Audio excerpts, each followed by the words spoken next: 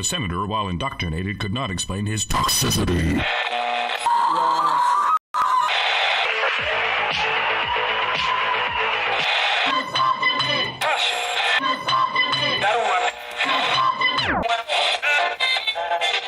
You should not listen to men's rights advocates if you want to know what they have to say.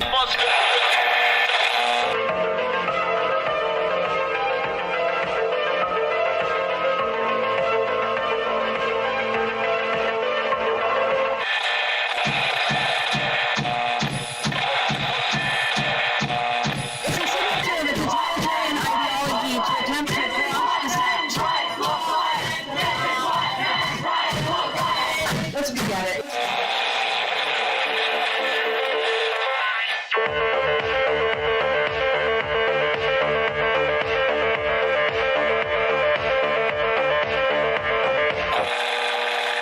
Number ZZ9 plural Z alpha. Number ZZ9.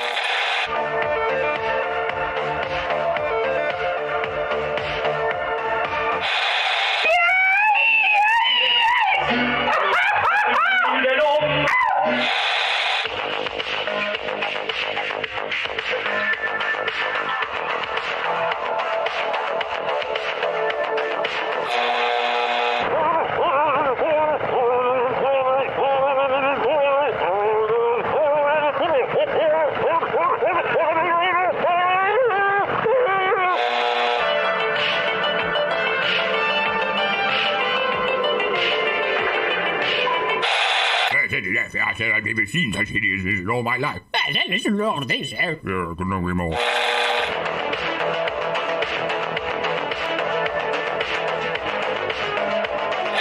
Like a furry torpedo to the jugular. This is Honey Badger Radio. Radio with bite.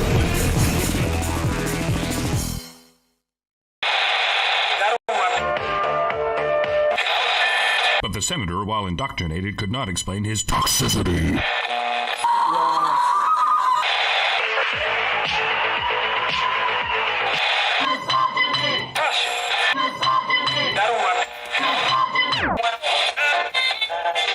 You should not listen to men's rights advocates if you want to know what they have to say.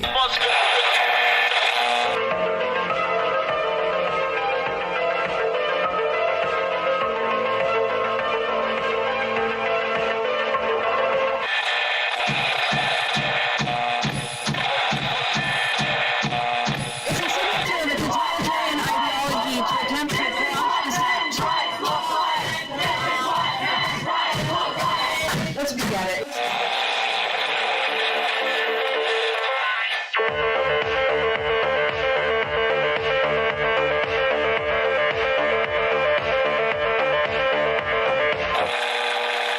Number ZZ9 plural Z alpha. Number ZZ9.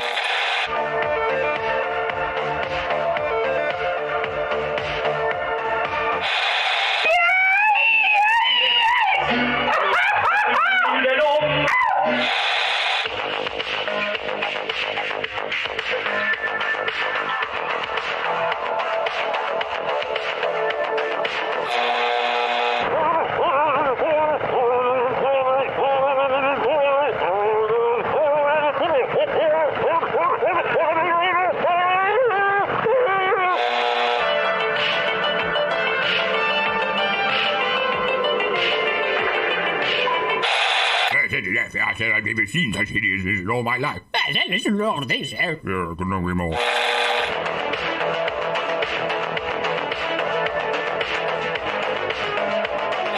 Like a furry torpedo to the jugular. This is Honey Badger Radio. Radio with bite.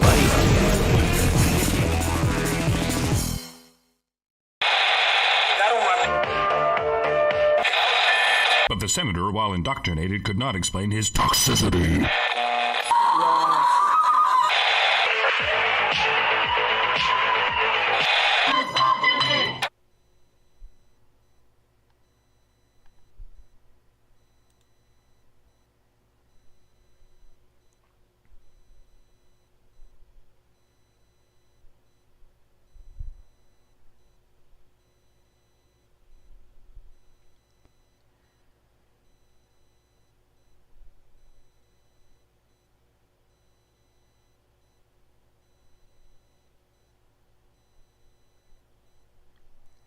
Hello and welcome to HBR Talk 312. Who's in charge here? I'm your host, Hannah Wallen, here with Nonsense Annihilator Lauren Brooks, and the personification of perceptivity is back, Mike Stevenson.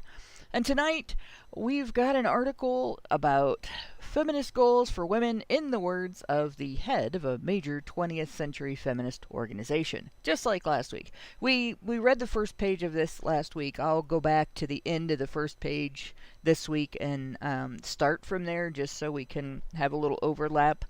But it was quite an article so far. Like, this is the most spoiled little rich girl that like, she married two wealthy men, divorced the first one, and kept a significant portion of his money, and then used it for this. Used it for feminist purposes. So that's where we're going. Sorry about the late start, guys. We are, as always, dealing with some technical difficulties. So you call this late? This is nothing compared with the technical difficulties we've had many a time in the past.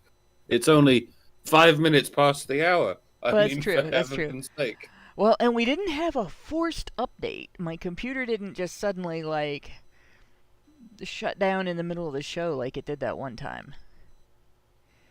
I don't know if either... I don't remember. Were you guys on when that happened, or was that... I mean, narrow it down a bit. So. Well, it only happened once, where it just shut down in the middle of the show, and there's no tornado tonight, so there's that. I have heard from different weather people that, alternately, that this is either going to be a very light year for tornadoes or a very heavy year for tornadoes. Either way, it's climate change. Yeah. Either way, whichever way it goes, too. Even though that happens periodically and is not a weird thing at all for that to occur, it's obviously climate change because everything is climate change. If your chewing gum loses its flavor on the bedpost overnight, it's climate change. You can blame climate change. You know, but yeah. So yeah, it's it's already a fun night. I had must had 16 things go wrong, including the blog is just not working now. It's I'm getting a 503 or something error. It's overtaxed or down for maintenance, and it isn't down for maintenance. So apparently we're getting DDoSed, or the system isn't working right or something. So apologies, there's no blog post to refer to. Our Patreon is still up, but nothing is working right today. So I'm in that limbo where everything is broken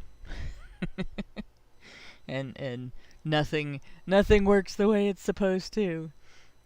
But tonight we do have the rest of that article, and just to return to the Super Chow where that was, I believe. Yeah, that was thanks to Telumnar, who actually gave us a $20 Super Chow in order to provide me with that link. So thanks again, Telumnar, for that. That was really great, and we are able to do this as easily as we're doing it, and effectively as we're doing it, because of your help, which is obviously better than mine tonight.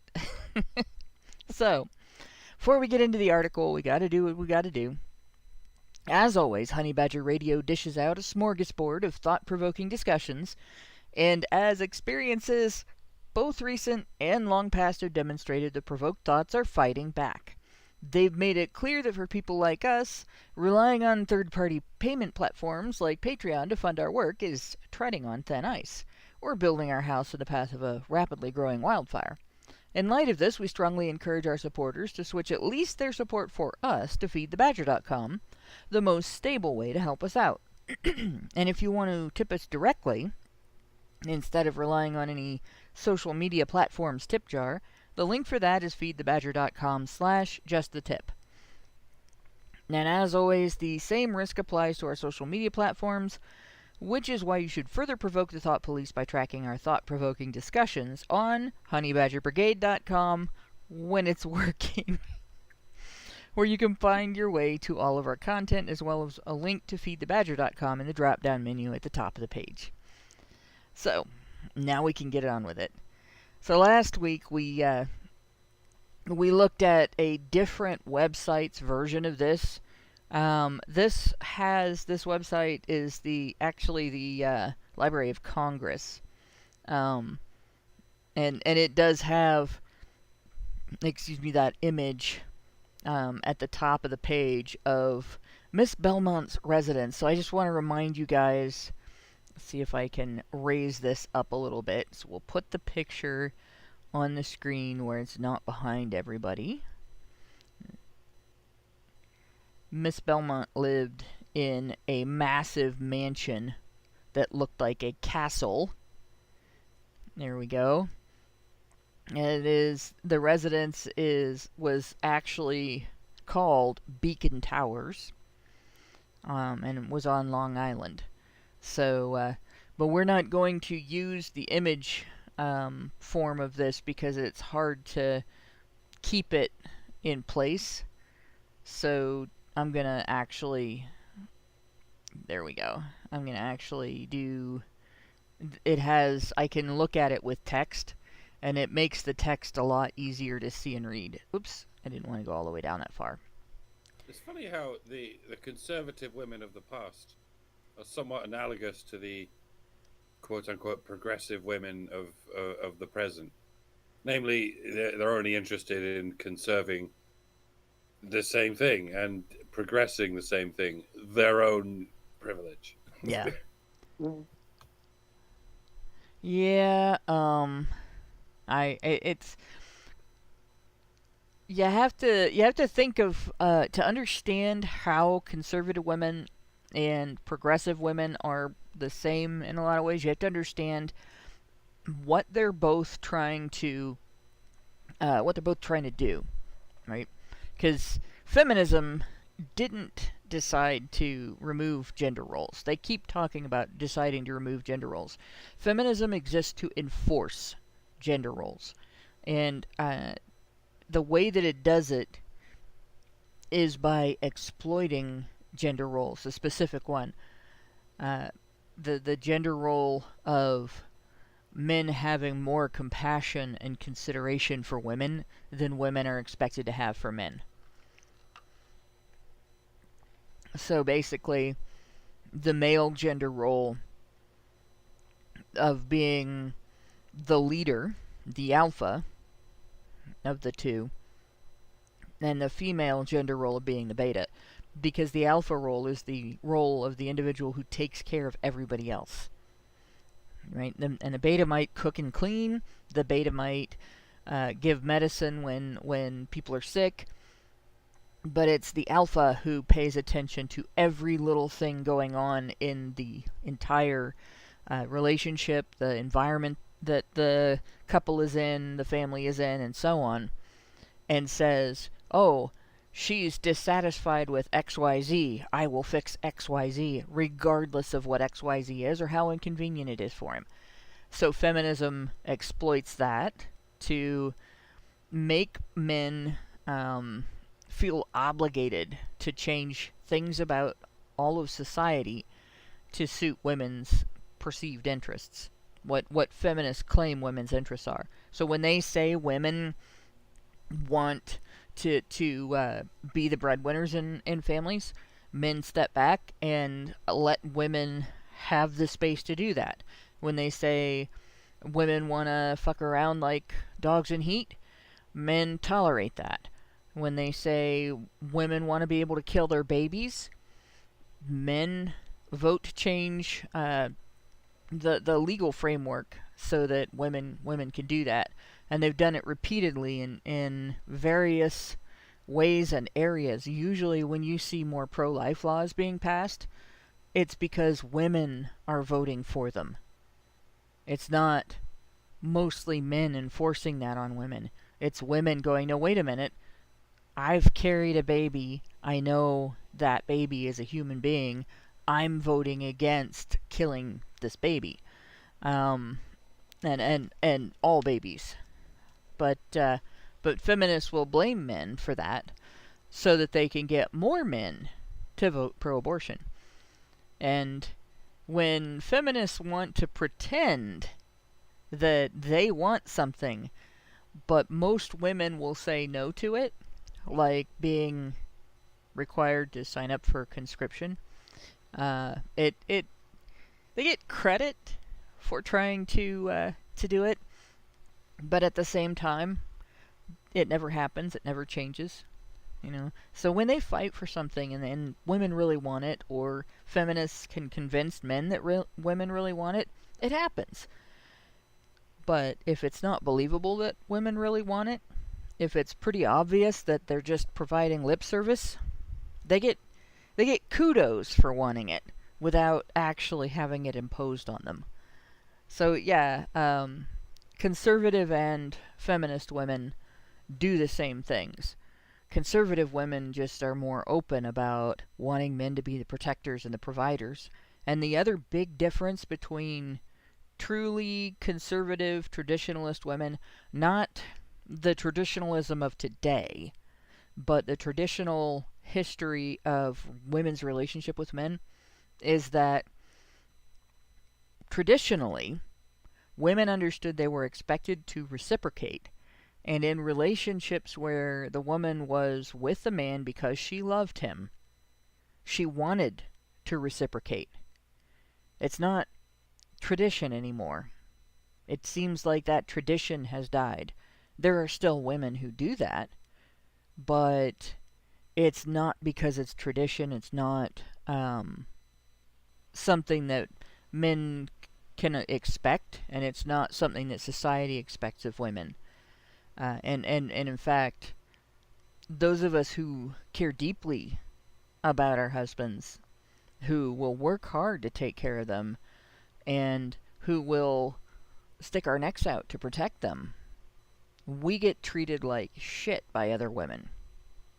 We get accused of being abuse victims. And they accuse it like it's a crime. It's not a crime, when they have that situation. But when they want to use it to disparage a woman who is in a good, happy, loving relationship with a man, then it's a crime. Oh, you're only saying that because he makes you. Yeah, how dare you step out of line? Yeah. Right? Yeah, we don't have control over you, so it must mean he does. Exactly. It was always a case of you have to do everything women want, or else you're not a real man, and that has always changed with the winds. I guess the main difference between the conservatives of old and the so-called progressives of new is now they have this new thing. But I mean, they still do the old thing where if you don't run in to save a woman from a madman on the street, then you're not a real man. Of course, they're still doing that, even if they call themselves progressives and they claim they hate conservatives.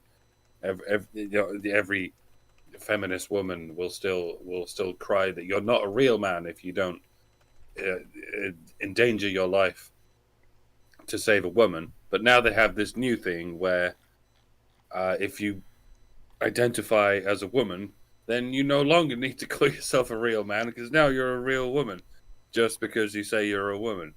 And we're all acting like, oh, they want men to give everything to women, but they don't know what a woman is. No, they do. They do know what they identify as a woman. And as far as they're concerned, a woman is someone who deserves the world from people who identify as men. The people who deserve the moon on a fucking stick from people who identify as men. And by that, I don't even mean trans men. I mean, they deserve the world and the moon on a stick and every galaxy in the known universe and beyond from biological men who identify as men. And they will keep doing this as long as there's enough biological men identifying as men out there who they can force to do this. And now they've brought in the trans women who also count as a human who deserves the known universe from the lowly perpetrators of the original sin of having always been men, and that hasn't changed. That hasn't, dare I say, progressed. It's something conservatives and progressives, whatever the fuck that means, have always had in common, and always will have in common. The distinction is barely even there when you get down to that particular nitty gritty. It's sad. I don't think that women today really realize exactly how entitled they are, because they will talk about this shit and they will make these proclamations about what they deserve versus what men deserve, and what obligations should be imposed on men, and what rights women have that men aren't qualified for biological reasons and so on. And they'll just say these things as if, they're stating things that should never be controversial or upset people or aren't rude or anything like that. And it's insane. I have seen women. I've been watching today as one responded to a commenter in a comment or conversation on X, that he had custody of his children. He had gotten custody of his children. And after he got custody of his children, the state refused to revisit the child support order for when his wife had custody. And they made him pay her child support while his children lived full-time with him. He had full custody and was paying child support to a woman who had no custody until they were 18 years old. And he'll never get that money back, right? And she responded to him by calling him a crybaby. Wow. The child support is supposed to be for the kids, right? So if it's just going to the woman and the kids aren't having access to it, she's not doing anything for them, and she doesn't have custody, she's not supporting them with it, what's it for? Why is he paying her child support? Is she the child? But yeah, he's a crybaby for that. That is how entitled women are. I don't get it. I don't understand it. I mean, they get away with that entitlement because nobody ever holds them accountable for anything. You know what I mean? They are never put in the position that men are. They never have to deal with that kind of shit. So of course it's like they can afford to be so flippant and have that just attitude. Well, it's not me, whatever. It's infuriating. Yeah, if you put a woman in that situation, if you made a woman do that, she would be screaming misogyny, and you would have women's organizations going, this poor woman is being forced to pay this deadbeat man who doesn't come and visit the children and doesn't have custody, but not when it's a man. Right. So that's the situation. But men and women are different, don't you see? Except they're also exactly the same. Yeah, they're equal, As in when it pleases and sparkles with us. Mm-hmm. Men and women are equal until responsibility walks into the room. And then women will openly admit or claim inferiority. Oh, I plead inferiority. I can't keep up with the man on the financial end of things. He has to pay me money, even if I don't have custody of the kids. And if he objects to having his ability to support the children who live in his home under his care taken away from him to give money to somebody who doesn't do anything for them, he's a crybaby. That just blows my mind. And also, by the way, men should cry. We really want men to cry. Yeah, except when women do bad things to them. Yeah, you cry about the wrong things. Yeah. Oh my God, it's insane. It's insane. It's pathetic. It's weird, and it's evidence, proof, solid proof, I would say, that feminism is about dishonesty and about hating men. So we got two super chows before I get into the article. The first one is from Great Indoors. He gave us $10 and says, talking about political climate change, we just had our vote for the European Parliament here in the Netherlands, and the prediction is more seats for PW/Geert Wilders. In other words, a modest step away from the insane left. Oh, they're gonna cry about that too. They're gonna crow. Oh, we're becoming Hitler. This place is literally Nazi Germany now. Even if it's a tiny little step, right? Even if they don't have a majority, but they almost do, they'll scream. The great irony being, get what Geert Wilders. Sorry, I'm gonna try. That's good. That's good because you're dealing with an Ohioan, right? We have a. I don't need to pronounce his name like that, but I think that's what it is. He's ironically he's trying to get rid of the world's worst anti-Semites. That's the predicament of so many European countries right now. I'm looking at that, and that's not PW either. It's PVV, 2 V's. They just look like a big W to me, but they're not because there's another. Not a real language. Yes, it is. It's just that I not. haven't learned that language, and I don't have any remnants from my Dutch ancestry in my language. I have Ohio, and just to remind everybody, just north of Dayton here, where I live, is a community that we call Versailles. It is spelled Versailles. And that's fine. You're allowed to anglicize names. Yes. I insist on. This is Ohio-sized. I insist on pronouncing croissant as crescent because it's not just an anglicized way of saying it. It's the English version of that. Yeah, word. but it's more fun to say croissant. No, it isn't. It's a nightmare. Croissant. It doesn't hit the Anglo tongue right. That's why I say garage and not garage. Yeah, I say garage. And if I'm in a really lazy mood, I say garage with a hard G, sort of hard G. I guess that's fine too.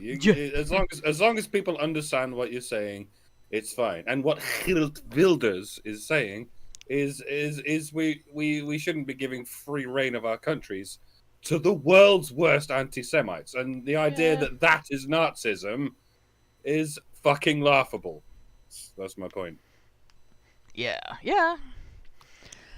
To continue the super chow, he says also, Hannah, have you realized yet? And I didn't actually, but it doesn't surprise me that this woman owned not one such mansion, but 9 similar ones in total. Holy shit! 9.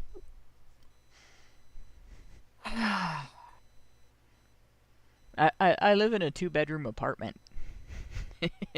Because it's too expensive to move down to a 1-bedroom apartment now that our son has moved 75 miles away and is definitely not going to be spending nights here. So it's expensive. It's the move that would be expensive. It's and a pain in the butt. Part of the reason the move would be expensive though is because I have 50 years worth of my family's photography business crammed into my son's room and 2 storage areas. It's a lot of film.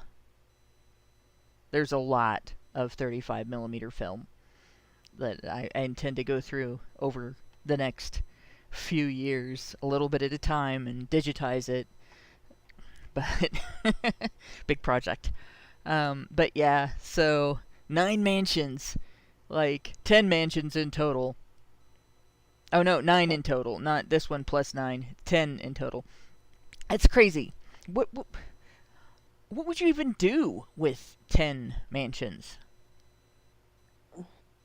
Rent them out to 9 different incredibly rich families? Maybe. I guess. They probably have their own.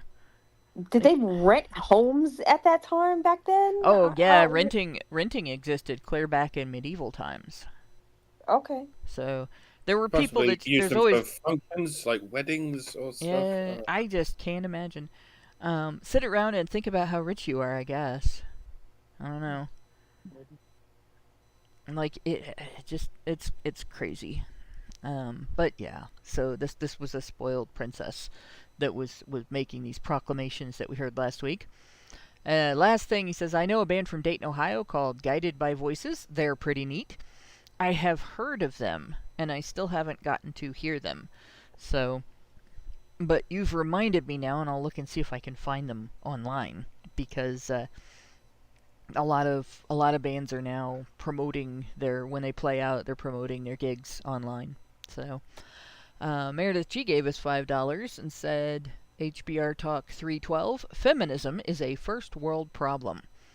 You would think it would be, and it mostly was for the longest time, but it is entering and wrecking third world countries and has been for at least half a century now. So, India's not a third world country, but feminism, when India was in much worse shape than it is now economically, hit India like a dirty bomb. And it's doing that now in Africa. All over Africa. And it's not a new thing there either. It was feminists that did the fake research on circumcision in Africa, to convince American parents to circumcise their boys, so that women like Oprah could sell foreskin, neonatal foreskin fibroblast-based makeup for women. Bunch of dick faces. Literally. So, but yeah, these people who have no idea how difficult life can be, it's also a form of collective narcissism. It is a form of collective narcissism. But to be fair,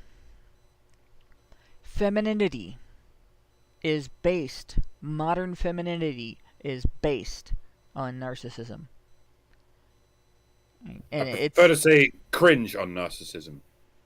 No, it is. It's really based on narcissism. You can't call it based. Yeah. Unfortunately, that's what having a foundation means, being based. It's founded on narcissism. The actual details of what it means to be a woman today, what's expected of women, what women can get away with, what women are supposed to think is important, it's all about being narcissistic. And if you don't like attention, and you don't want to be revered just for your sex, if you're not interested in being complimented all the time and having your ego fed about your looks, other women get very angry with you for that. And I've had women argue with me online by saying, well, you must be ugly. And I'll say, I do ugly for fun.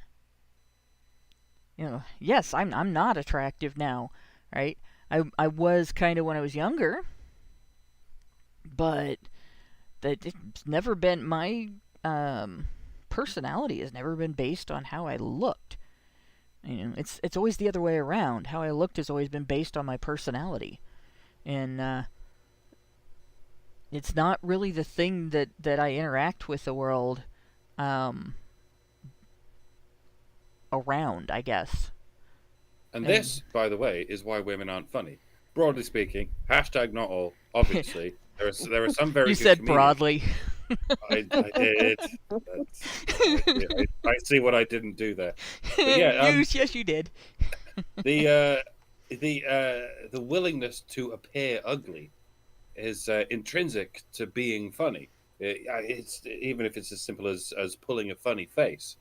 It's the same process as pulling a funny personality, pulling an ugly thought out of the unwanted recesses of your fucked up brain. That's how you produce comedy, and it's largely why it's not that women can't be funny. It's that so many women aren't funny. It's because they're narcissistic. They're so terrified of being perceived as ugly in any way. And to some degree, it's natural for women to be more narcissistic than men, just as it's natural for men to be more autistic than women. But this has only been exacerbated by the nightmare we call the feminist movement, as we were saying earlier. It's not just conserving these gender roles. It's hyper super normalizing them to the point where women can be as narcissistic as possible, and it's completely normalized. And men can just be normal men, and they get called autistic. Yeah. Boys can just be normal boys, and they get called autistic and diagnosed with autism. Meanwhile, women could be full-on dark triad all across the board. And it's just what? It's just women. What? There's nothing going on there. What? I'll tell you where my female narcissism comes out, and it's kind of weird because I don't know more than a handful of women that are like this. But when I have an idea, and I think it's something that needs to be pounded out, hashed out, run through the ringer of, what do you think of it, and what are some suggestions and stuff like that. If nobody will talk about it, that's one way to hurt my feelings. Like, that bugs me. Well, what about this idea? Can you give me some feedback? We don't want to talk about that. That like is the most demoralizing thing in the world. And I'll get attached to the importance of consideration for the idea and analysis of the idea because it's mine. Even if it's a dumb idea and I figure out later that it's a dumb idea, I'll still be disappointed that nobody took the time to consider it and say, no, maybe not. Let's not do that. As opposed to just saying, well, we're not even going to think about it. That's where I get upset. And I've learned to deal with that because I actually, for every great idea I have in terms of, doing things and stuff, and I had to sow my own good idea, bad idea filter in life. Otherwise, I would have ended up dead, because mine was full of holes when I was young. But I have a shitload of bad ideas that come up, and when I introduce something, it's because I haven't decided that that's the case yet, or I think it's great, and actually have a conclusion. I really like this, and I want everybody else to tell me what they think of it. I don't get hurt if somebody's like, well, this is what's wrong with it, or that's what's wrong with it. I might get annoyed if I think they're not telling the truth, right? But I'm really narcissistic about at least talk about my ideas. And I will admit that full on. So it's not my face, it's my brain. And it's not a matter of pretty or ugly. It's interesting or boring. So, like, if I bore people, then my feelings get hurt. And the dumb thing is I can't always tell when it's happening. It's really bad. It's like a gal that's mid who thinks that she's hot. Yeah, this is how I know I'm not autistic, because I'm terrified of boring people. And paradoxically, that's why I'm so fucking quiet when I'm sober. Well, I've never heard you say anything boring. That's. He does that stuff. I will admit to a handicap in that area too, because I don't get bored. I can identify some things that other people find boring, but yeah. It's impossible to get bored in this day and age. We've got all the world's information at our fingertips. That's kind of true. Yeah. Our man says he gets me. That's good. At least somebody knows what I'm talking about. Yeah, nobody wants to hear what you have to say. I'm like, but it's I thought really hard about this. You're like, yeah, and you can keep it in your head. And that's I hate when that happens. That's where my ego gets smashed, I guess. Not in a good way. NovaFan21 gave us $1 on Rumble and brought something up that's also interesting. Reminds me, he says, of how women freaked out when Florida ended lifetime alimony for short marriages. Suddenly women living on welfare isn't good enough for them. And that's an interesting thing, too, because there are women in states where lifetime alimony only happens if you stay married for 10 years or more, Women will hit that 10-year mark. They'll celebrate their 10-year anniversary, and they'll wait a couple months for good measure, and then they'll serve him with papers because now they can get lifetime alimony. And there are women that'll talk about this in forums. Like, if you ever have visited Mumsnet, like, that is discussed quite a bit. You know, how long do you have to wait after you're ready to leave the marriage before divorcing him will get you lifetime alimony? You know, and in this day and age, nobody should be getting lifetime alimony from a partner they are divorcing. Right? If your partner abandons you, that might be a different story. Maybe. But even then, lifetime, I'm not so sure. You know, giving you time to get your feet under you is good. But lifetime? Because people can all be self-supporting. The only exceptions being if somebody's, like, disabled, right? And sometimes, even then, having a disability doesn't mean that you can't work. Because, I mean, I have 3 diagnosed disabilities, and I have 2 jobs, and I have sometimes had 3 jobs. So I'm not that bad off, but they are considered disabilities. And, you know, granted, I didn't have the diagnosis of 2 of them until I was in my 50s, but if I'd have been diagnosed at 18, I still would have wanted to work. If I'd have been diagnosed at 10, I still would have wanted to work. So, yeah, it's just different people will do different things, and different people have different capabilities. I had a teacher in school, in junior high, that had polio as a 10-year-old. And she was a paraplegic. Her legs didn't work at all.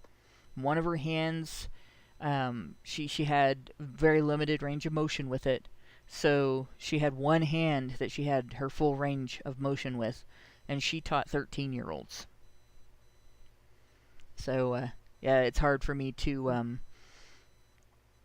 give up on anything. But I know a lot of people have worse circumstances, or circumstances where they don't have any help getting to a situation where they can be self-supporting. Or maybe they don't have, like, she was very talented. So there are some people that don't have that natural talent or natural skill at something that they can do without having their disability get in the way like that. Anyway, that was our Super Chows and Super Chats before the article. So let's get into the meat of the show. The last thing that we read last week from this spoiled princess was, I was one of the first women in America to dare to get a divorce from an influential man. Up to that time, divorce had been the prerogative solely of actresses, who apparently were all married to chimney sweeps or something. Rich men. All women are actresses. There, I said it. Yeah. There you go. Now, rich men could marry women, treat them any way they chose, and ignore them. And I just don't buy that, because we had abuse laws, anti-abuse laws, before the United States was a country. Every state in the Union came into the Union with laws already in place that dealt with wife beating. Not husband beating, but wife beating. And early in the nation's youth, the penalty was being tied to a post and horsewhipped. So she says, that is no longer possible about ignoring your wife. You cannot ignore your wife now, guys. It's not allowed. I have gone down the aisle of the church where when women I had known since childhood drew back in their pews and refused to speak to me. That divorced woman. Because, you know, the sisterhood and all that shit. I have been a guest at parties where the hostess was the only woman in And that's where we ran out of article. And let's see, we can get back to the top of the page because I don't want to use that. And image with text. In the room who talked to me. Why? Because I had dared criticize an openly influential man's behavior. So she was really melodramatic here. That is all changed. There is hardly an influential family in most of the states whose women have not deemed it wise to divorce their husbands. She keeps couching it in this adjective influential, which I guess is a century ahead of, presciently ahead of the modern term influencer, and I guess it's connected in a way because you can do whatever you like to a man, but not an influential man, and I mean, the adjective itself explains things. Yeah, you can't get away with doing whatever you like to a king or a CEO or someone in the fucking Biden family. It's an influential woman is cannot be fucked with, just like an influential man cannot. It's not the fact that he's a man; it's the fact that he's influential. Or so, how is this? How is she trying to couch this in terms of gender, or I guess sex, as it was called at the time, as it should have carried on being called, because gender is a fucking made-up word that means nothing. But yeah, she's sort of showing her ass by having to qualify this with this influential thing. And I don't know who's buying this, given that she's admitting to the qualification of influential. Yep. And when you think about it, what she's saying here is that wealthy women, when they figured out a way to divorce for irreconcilable differences, reasons of personality conflict, basically, and not having been abused or cheated on or anything like that, but just, I don't like this man anymore, and still take his money with them when they left. That's when wealthy women started getting divorced, right? Poor women might get divorced because they were self-supporting anyway. They worked, they paid their bills, they contributed to their family expenses, or at least middle-class women. Poor women might not get married in the first place, but that's one of the reasons common law marriage exists, actually, because people would shack up together, essentially, and have kids, and then the state would be trying to figure out, how to tax the family and all that stuff, and or how to have its legal relationship with the family and how to count the family.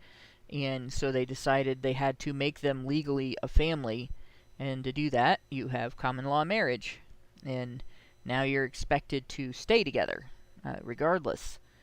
And so there you go. Now you don't have to pay for a wedding. You just move in together and stay for long enough, and you're married. Nice. Yeah, it's not good for roommates, especially when you have roommates that one of them is gay and the other one is lesbian, and the state's like, oh yeah, you guys are husband and wife now. It's like, well, thanks. It's like if you find a specimen of a endangered species in your backyard or something. The government will tell you, oh, not only are you not allowed to kill it, you're actually now obliged to keep it alive. And women get the same privilege, Yeah. even though they're not exactly in danger. There's 4 fucking billion of them. Oh my god. Yeah, but they talk like they're endangered. Unless there happen to be bears around, and then they're perfectly safe. Yeah. Oh my god. Oh. I did tell you guys that the bear that I wrestled in 1991, I think it was 91 Yeah, or 92. you posted that article. Is it Yeah, dead? the bear mauled one of its handlers to death and had to be put down in 2010. He had a good innings given the line of Yeah. work he was in. Yeah, it's R.I.P. Caesar. the thing about To live is to die. man. The thing about these animals is they are they're not domesticated when people keep them. They're comfortable, and I didn't understand that at that age, you know. But essentially, like you get dogs domesticated, and if I understand the genetic difference between canines and lupines, apparently dogs are retarded. Like literally. Yeah, humans made them retarded. Yes. So they're domesticated because it's like the difference between white bread and whole grain bread, right? And you have to put the nutrients back into white bread because they've all been removed because all the good parts of the wheat were taken out when the flour was made. And I'm not saying that all the good parts of the dog were taken out, but all of the independent parts of the dog were taken out. Yeah. By this genetic mutation and manipulation of breeding over the time. Now they'll return to being wild, sort of, if they're abandoned. But they just generally speaking don't have the same capacity as wolves to take care of themselves because they're literally retarded. The smart dogs even are. But the genetic difference, there's a particular syndrome that it doesn't always result in mental retardation when you have it. You can have it and not have any intellectual disability at all, except for the inability to meet a stranger. Like, if you have that syndrome, you don't have the capacity to be unfriendly.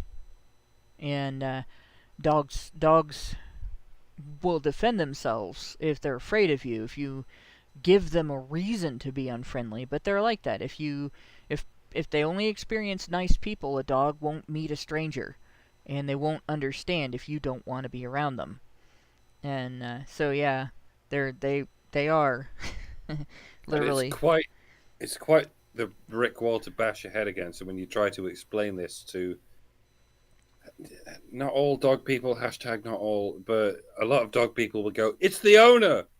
It can only possibly be the owner who is responsible for the behavior of this dog. And I'm like, they've been deliberately bred like this. Yeah, it depends on the behavior of the dog. And it depends on the breed and what they've been bred for. And there's always this argument going on about pit bulls. Yeah, pit bulls in particular have an issue because there's a mental illness that they can have that is genetic. It's that they've been bred. Well, most dogs have been bred for a particular reason, to hunt a particular animal or to do a particular task. And in the case of pit bulls, they're called pit bulls for a reason because they've been bred to fight each other to the death in a pits. Pit. Yeah. Well, for gambling profits. And when you try to explain this to the worst of the dog people, all they can say is, "No, it's the owner. It's entirely the owner." And then I say, "No, it's the breeders who did this." And they go, "Why do you hate dogs?" And I'm like, "Oh, well, it's not an either-or sake. situation, actually. It's both. Breeders that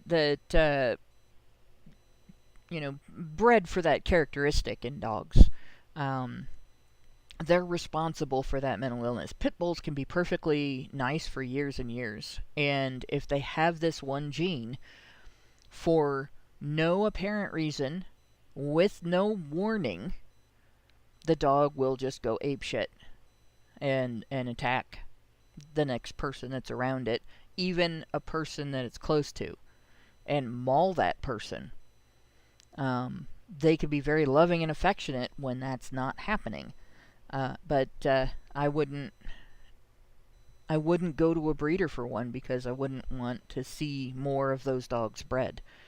And it's not because I hate them or disapprove of them or, think they should be abused or anything.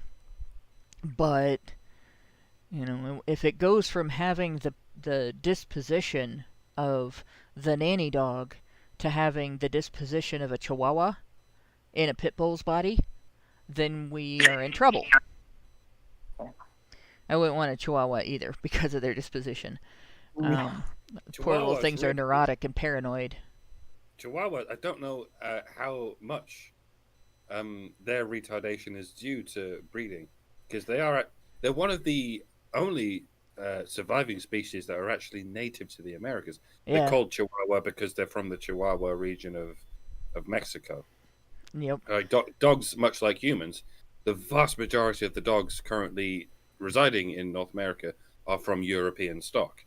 Yeah. One of the only exceptions being Chihuahuas. So I think to some degree they became like that naturally. Well, not entirely naturally. I'm sure they have been. I guess if I was that small, I would be paranoid and neurotic too. Yeah, but maybe it works in that particular environment. But West Highland Terriers are almost that small though, and they're just as lovey and friendly as they can be. So Yeah, but Mexico's a fucked up place. True. Yeah, if I was that small and I lived in Mexico, I would definitely be.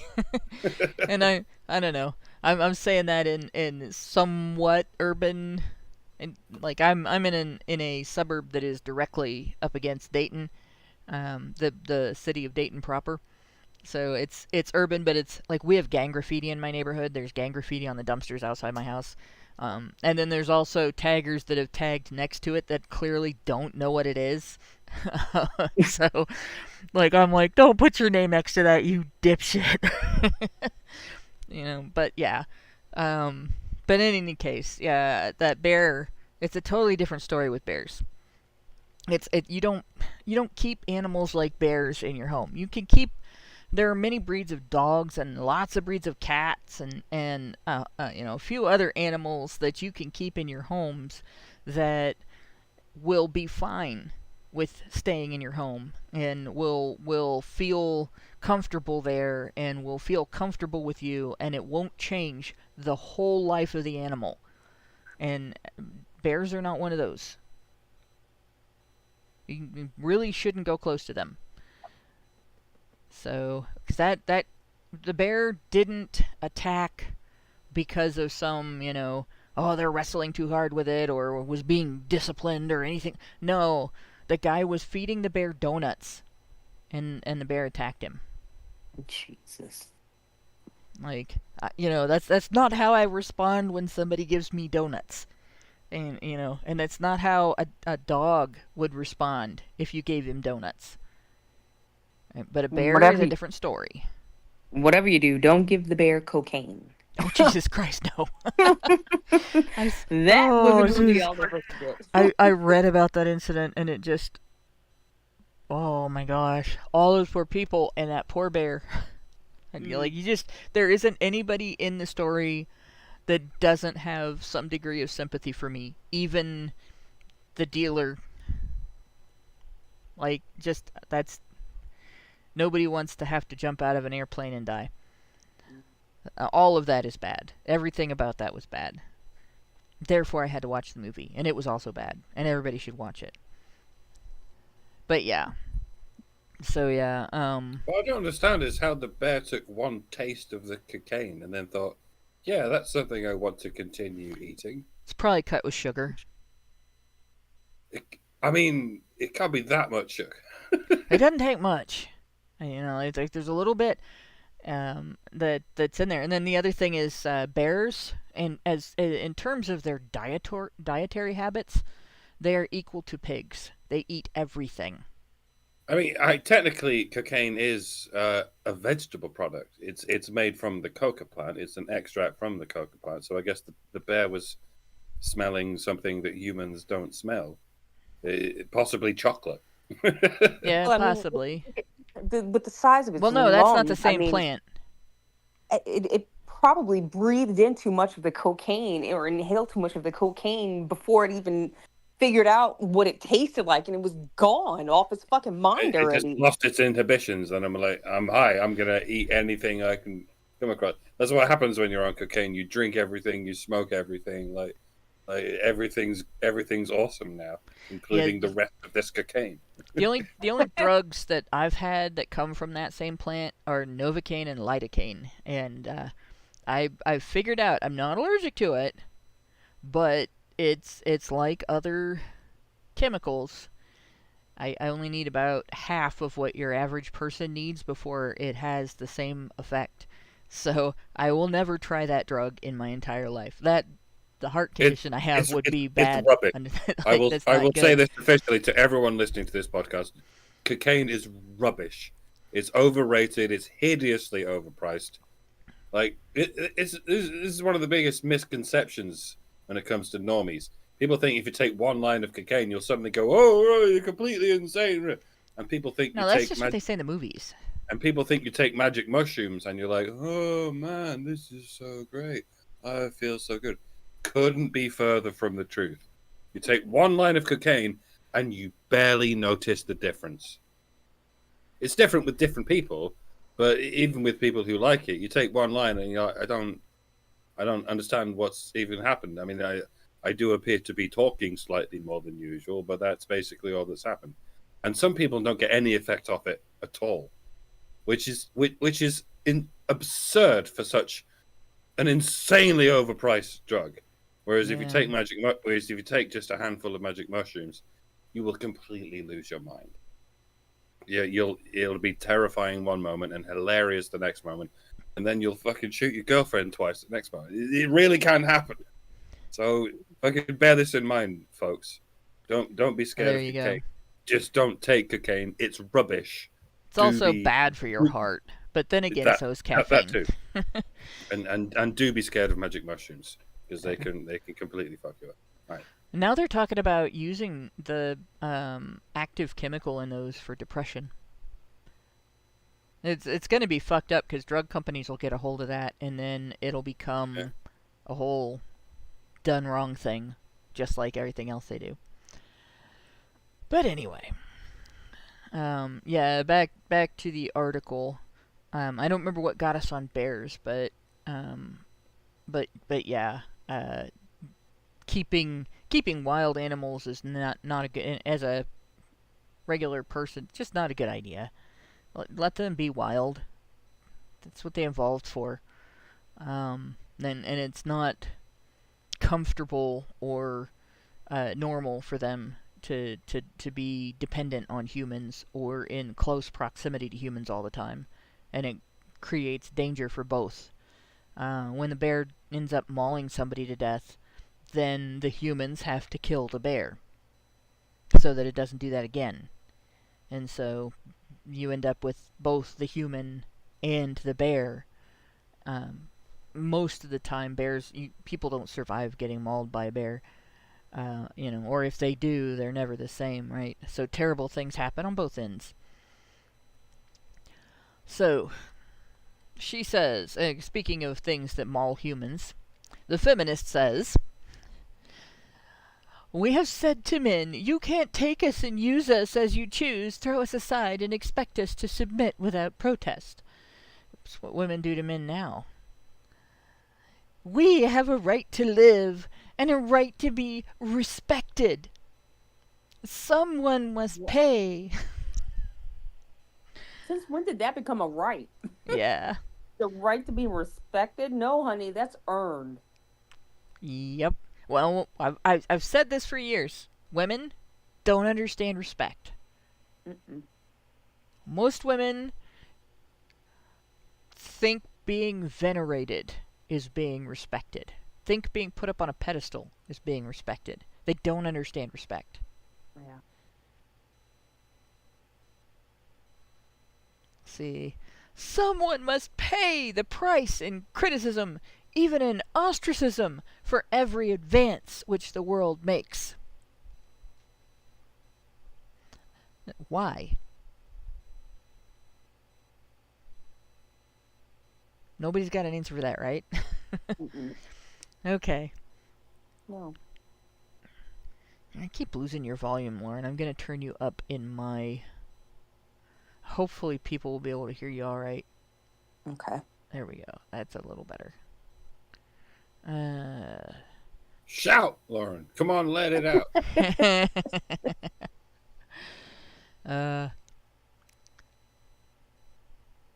She goes on, the blazing of the trail by the pioneer is never an easy task. Something she totally knows about because she's a woman. Never mind. And she blazed a trail through 2 men's wallets. Yeah, that she did. Yeah. She says, I have been put out of the fold so many times. By the fold, she's meaning the sisterhood, by the way, because men don't care. And taken back so many times that I have ceased to attach any importance to it. Today the world holds up its hands in horror over something which tomorrow it will have to accept as an established fact. Divorce was the cause of my first ostracism. Then suffrage. When suffrage became respectable, I was received back into the fold again. When suffrage divided itself into militant and non-militant groups, I, as a militant, was again in disfavor. These things don't matter. They are part of the development of the individual woman and, through her, of the development of womankind as a whole, and ultimately of the human race. So let me translate what she said here. Other women didn't agree with my lifestyle choices. And then other women didn't agree with what I said women wanted. And now other women are not agreeing with what I say women want. And they're mean. Mean girls are excluding me because they don't agree with the things that I'm trying to impose on their lives. And they don't want to live their lives the way I live mine. That's what she said there. She sounds like she picks a fight everywhere she goes. Hmm? You know? Like... No, lady, maybe it's you. It's not that everybody else is mean to you. Maybe you're the cunt. Yeah. Like, that's... I say that all the time. I'm the cunt when I get into fights with women on Twitter. Like, I'm the asshole. I will be the asshole. Mm-hmm. You know, but I will be the asshole because they are actually picking on people that can't defend themselves without being treated like they're abusers for having personal boundaries. So, I'll be the asshole for that. There's a time and a place to be an asshole, and it's when you're in a toilet. Yep, that's pretty much what social media is.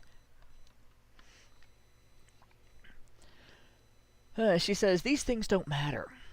That's why she spent all that time writing about them. National headquarters of the Women's Party, Washington, D.C. These headquarters, which are directly opposite the national capital, were purchased and given to the Women's Party by Mrs. Belmont for the permanent home of the organization. My, how nice.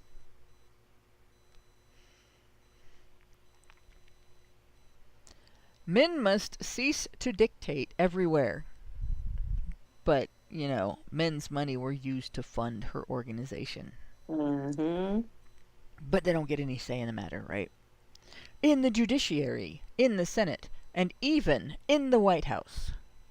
I do not urge now that a woman be made President of the United States. It does not seem to me to make much difference if a woman is president or not. But if the right woman came forward, someone better fitted to head the government than any available man, I should say, make her president regardless of sex. That's what happened with Margaret Thatcher. The Yep. feminists did not like it. Not one bit. I bet they didn't. She wasn't president. We don't have those here, but yeah, The equivalent. She was the executive leader. If a woman with the wrong opinions gets into a position of power, then feminists will not like it. You'll see. It'll happen in America, much like we've had 3 female prime ministers here, and they were all conservative. Conservative with a big C, which you'd think would matter more than a small c, but the conservative with a big C party we have here is by no means conservative with a small c. It's all rather paradoxical. Yeah. I don't know. I still don't think a woman has come forward that that meets my qualification. If I were to suspect a woman might say the magic words, don't vote for my gender, vote for my policies, and stop talking about my gender, stop telling people to vote for my gender. Maybe Tulsi Gabbard would say that. But I don't know any other women that I've seen in politics that would do that. Even Tulsi's got a lot of liberal skeletons in her closet. Yeah. Mm-hmm. Yeah. Yes, she does. I'm not sure I'd agree with her totally on policy, but she's probably the closest a woman has come to being somebody that I would vote for president. And I can't say yet that I would do that because I haven't heard her say, my sex is irrelevant. What do you think of my policies? It doesn't mean she hasn't said it. It just means I haven't seen where she did, if she did.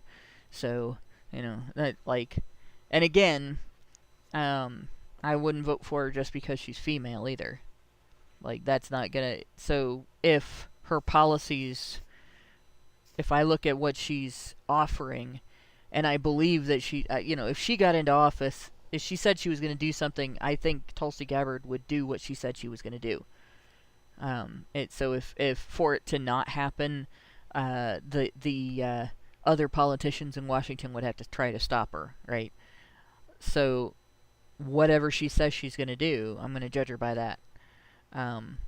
But just as much as whether she says she's qualified because she's female. Like, that drives me nuts, too, because nobody says, I'm qualified because I'm a man. And if somebody did say that, that would probably hurt their campaign.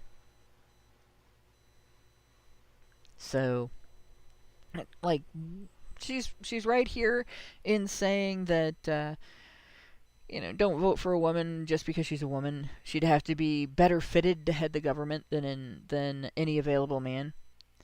But I think she's also going to point out that women can rule as backseat drivers, right? They can rule from the sidelines because they're women. She says, I certainly think we have in this country, even now, women more fit to fill the presidency of the United States than the last few men who have filled it. But that is all a question for the future.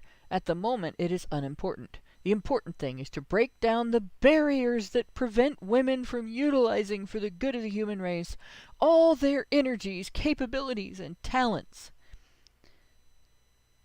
So she just didn't even address it. She said men shouldn't be dictators, but then she wants these barriers broken down that keep women from using their talents. Except, by the time she wrote this, a woman had already become America's first female self-made millionaire. In a time when not only would feminists tell you that's not possible because she was a woman, but they'd also tell you it's not possible because she was black. Like, she didn't wait for people's permission to go into business and work hard and earn the reputation and the money that she earned.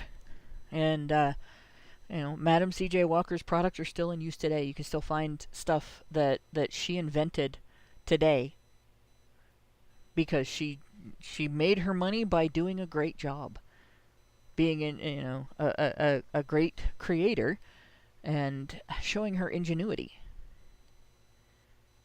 Something that's highly respectable as opposed to what this woman is doing.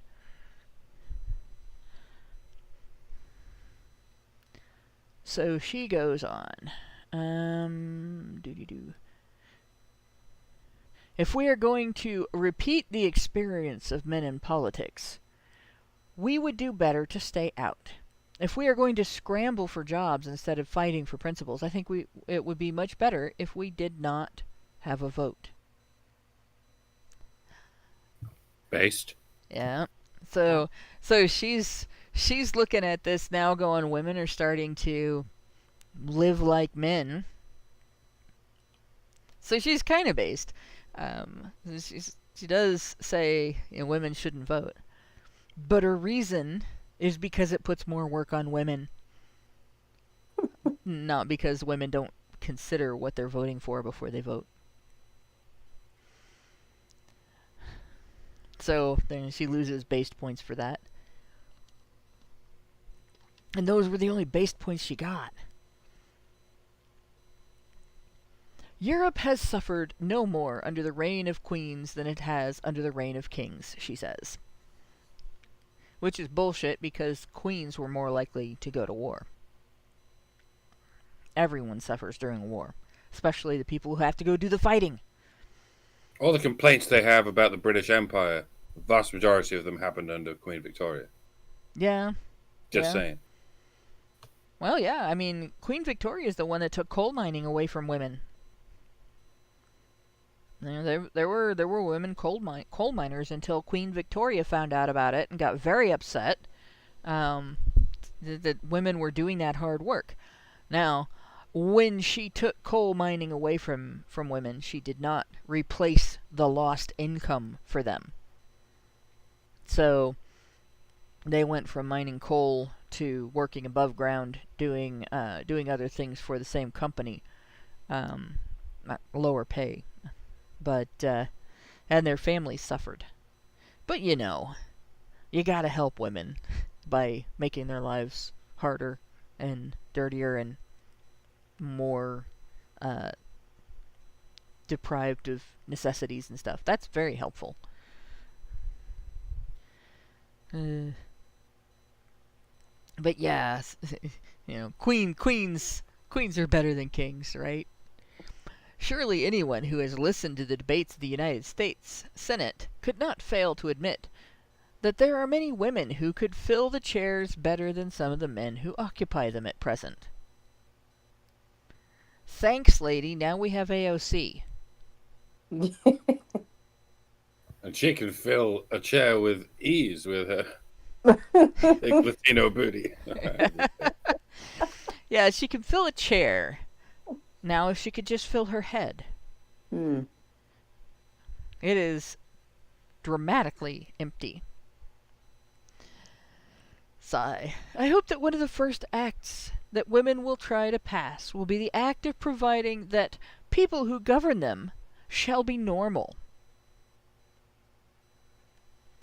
I have seen men hardly able to totter being helped to their seats in the Senate. Such men are not fit to make laws for normal people. We do not require that men who go to the Senate be great mathematicians, scientists, or even college graduates, but we do expect them to have normal, healthy brains and sound bodies. Boy, that wasn't prejudice or anything. Now, I do agree with her that if somebody's going senile, they should retire. You only get... If someone shits themselves at a D-Day. God, yeah, I haven't seen that, but I've heard all about it. Holy crap. You know, and if somebody's going senile, they should retire. If somebody doesn't have the intellectual capacity to appraise the choices that they're going to be making in their job, they shouldn't be doing that job. And that's not just, you know, in politics. That's everywhere. The thing is, we tolerate it in politics. But that's not a gender thing. They're not like that because they're men. Right? It seems so normal nowadays that so many politicians have a background in law. I guess it makes sense because it all kind of involves law. But it wasn't the case in ancient Greece, for instance, where they had philosopher kings and such, the people who were trained in all sorts of areas. And, you know, there's a reason we have such an instinctive disdain for lawyers. Yeah. I mean, some of them are out there looking out for the little guy, but they're few and far between in that particular industry. Like, lawyers tend to be people who are trained in the rhetoric necessary to win, not the rhetoric necessary to establish what is true. And this all goes to show you when say we, but y'all in America finally got a presidential candidate who didn't have a background in law. He had a background in business, in negotiating the art of the deal. You all know who I'm talking about. Yeah. And when you finally got one of those guys, all the lawyers crowded around and went, "No, we can't have that. No, no, no, no, no, no. We Imagine what they'd do if there was a candidate that won who had a background in ethics. In what now? What even is that? Those are the people that deal with whether or not what you did in a position of responsibility was wrong. Like that Washington would react to that. They will react to Trump like an immune system, but they would react to that like an immune system on steroids. I mean, steroids fuck up your immune system, but I get your point. Yes, they would. Their reaction would be completely fucked up. But yeah, maybe we do need mathematicians in office. We need mathematicians. We need people who their main thing in life is paying attention to what is the right thing to do and what will benefit people without doing harm. You know, real doctors would be good. Like General Rand Paul. practitioners, maybe. Yeah, but not people with a doctorate in some soft science subject. Those guys can stay out of politics. Go hide in some dusty library at a university somewhere. I mean, the last few years have taught us that even scientists of various ilks can be bought off, just like lawyers can be. But or you still, intimidated into lying. But you still have the likes of the Paul family, Ron and his son Rand, who I'm not going to throw all my weight into them. I'm sure they have their price as well, but I'm sure it's a higher price than the lawyers that are swamping the legal system, as one would expect them to. Yeah. It's a tough thing when you get into a system where every second around every corner you're running into an opportunity to establish personal gain by making a wrong choice. It becomes more difficult over time, exponentially more difficult, to avoid the mental trap of trying to justify doing unethical things for personal gain. You know, well, if I do this one time, I can accomplish all these other good things, you know, or, well, this time there's no victim, or, you know, any number of excuses. It only looks unethical. It's not really. You know, that kind of thing. And you end up having to be more and more vigilant because of it. And that starts even at the city level. There are things like if you know, when my mom was on city council, we would go. The city would send delegates to cities and villages conventions, and part of the delegates' job was to come back and prize the other city council members and the mayor and the service director and everybody of anything that they had learned at the convention that would be of benefit to the people running the city to know, so that they could benefit the people in the city. And when you go to these conventions, like everybody that's been to the men's rights conferences, at least the majority of them have had the speakers one after another. We did instances where there were speakers and activities happening simultaneously, and you kind of had to choose which one you were going to go see and stuff like that. Well, that means at a Cities and Villages convention, if a small city sends one delegate, then that person is only going to see some of the stuff there. So the year they sent my mom, she wanted me to go with her. And the city was like, "Oh yeah, we'll pay for her to go." And my mom was like, "I didn't ask for that." And she had to actually put her foot down because it wasn't going to cost a lot more for me to go. And we were going to make a trip of it and do other things before and after. So for me, it was a vacation with a bit of work in the middle of it. So it was a trip for fun that I was doing a little work for Mom. And all my job was as I was already a working reporter, I took notes like a reporter so that I could give her a report on the things that I sat in on because she was sitting in on something else, right? So in the end, of course, she paid for my trip. The city didn't. But it was kind of pushed hard. Well, yeah, we'll benefit from this, so we'll pay for it. And it just felt completely unethical. If it feels unethical, it probably is. So that's at least that's what I've learned from her. It's what I learned from my mom, my dad, my grandparents. If it feels unethical, it probably is. If you're not sure, then you err on the side of caution. And I don't think any of us ever regretted spending the money on that trip instead of taking it from the city. But a lot of people would have been convinced by arguments made. Well, this is for the city, so it's fair for the city to pay this. And, that would have been... Most people would have been like, oh yeah, that's okay. Well, you do that with one trip, and then you do it with another and another.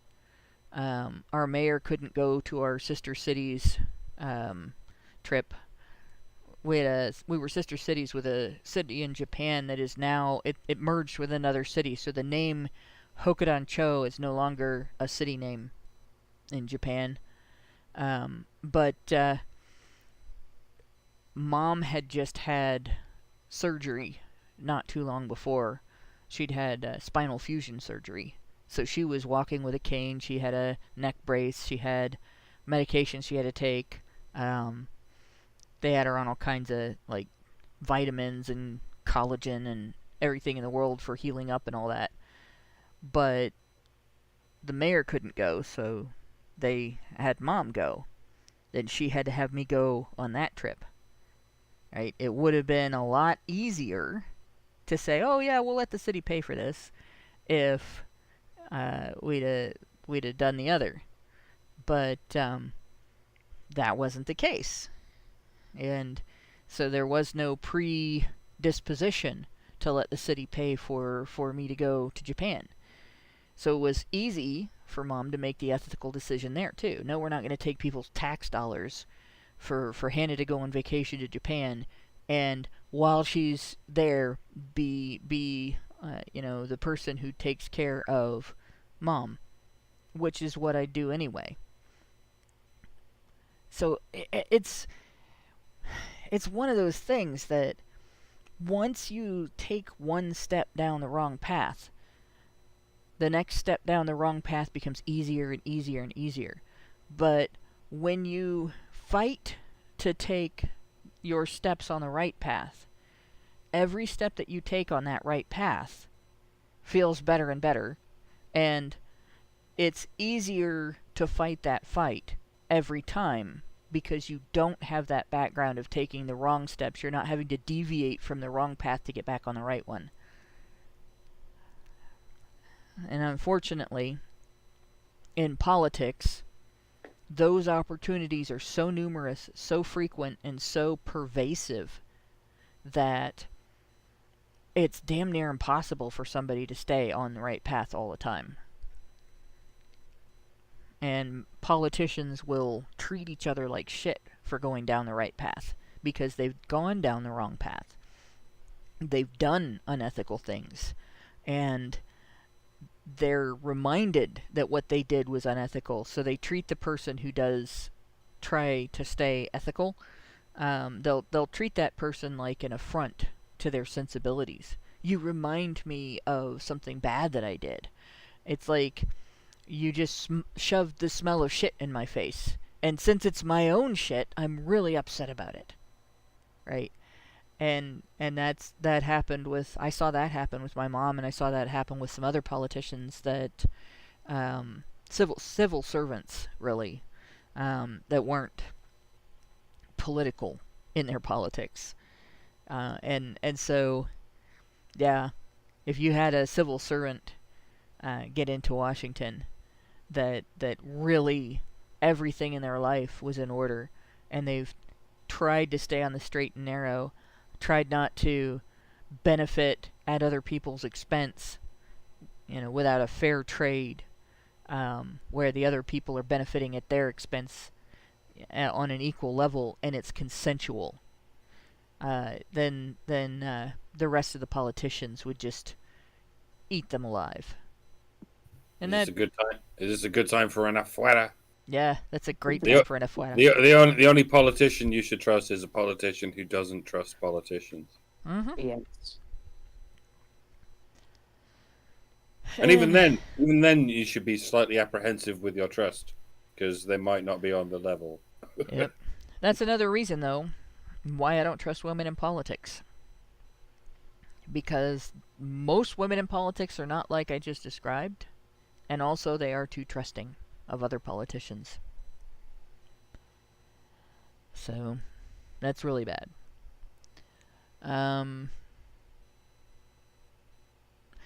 So she goes on with this normal thing. That normal thing, that bugs me too, because what the fuck is normal? And she made it about people's health. She says, when a man has reached the stage of palsy, it might seem well to retire him in favor of a man of, with 50 or 60-year-old arteries. So, this is early 20th century. This is 100 years ago. And 100 years ago, we already had the problem of lifetime politicians reaching old age and senility and not getting out of politics. Imagine that. Just imagine. Yeah. Like, this country didn't take much time before it started relying on people who just made politics their career. She says, I do not mean that age has anything to do with it. In fact, I believe that we must have more respect for age than we have. But fitness is not determined by years. Man has taken the position that he never grows old. When women grow old, they are neglected. Health, not age, should determine usefulness. And I don't know that women are neglected when they get old. Women actually are given homes to stay in. Men end up on the street if they don't have anybody to take care of them. And people will act very solidly like, well, he's a man, he can take care of himself. Right? Old folks' homes were invented to take care of women whose families couldn't, or who didn't have families to take care of them, whose husbands had passed away, didn't have any children, children were too far away, children died, because that was a more common thing in the past. Care homes were not created for men to convalesce in, because a lot of times men didn't make it necessarily to that stage. And we go back up to the top of the page because we are ready for the next. This was a short page.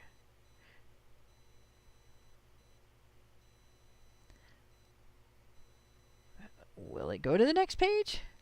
There we go. What is it all of a sudden being slow? And we'll read a little bit more here. There we are. In the past, we had to sit still. There was nothing else to do. We have sat still long enough. Yeah, lady, get off your ass.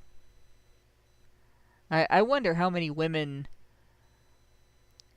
shelled out for a magazine who didn't have a lot of money but wanted something entertaining. Read this article and went, I haven't sat still in 20 years.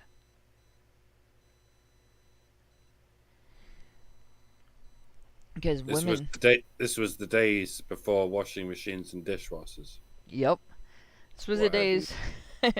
Yeah, this was the days when if a woman got a job, like, she wasn't as likely to get a job sitting in an office somewhere doing things. She was more likely to get a job cleaning other people's houses, doing other people's laundry, cooking other people's food, working in a hospital as a nurse,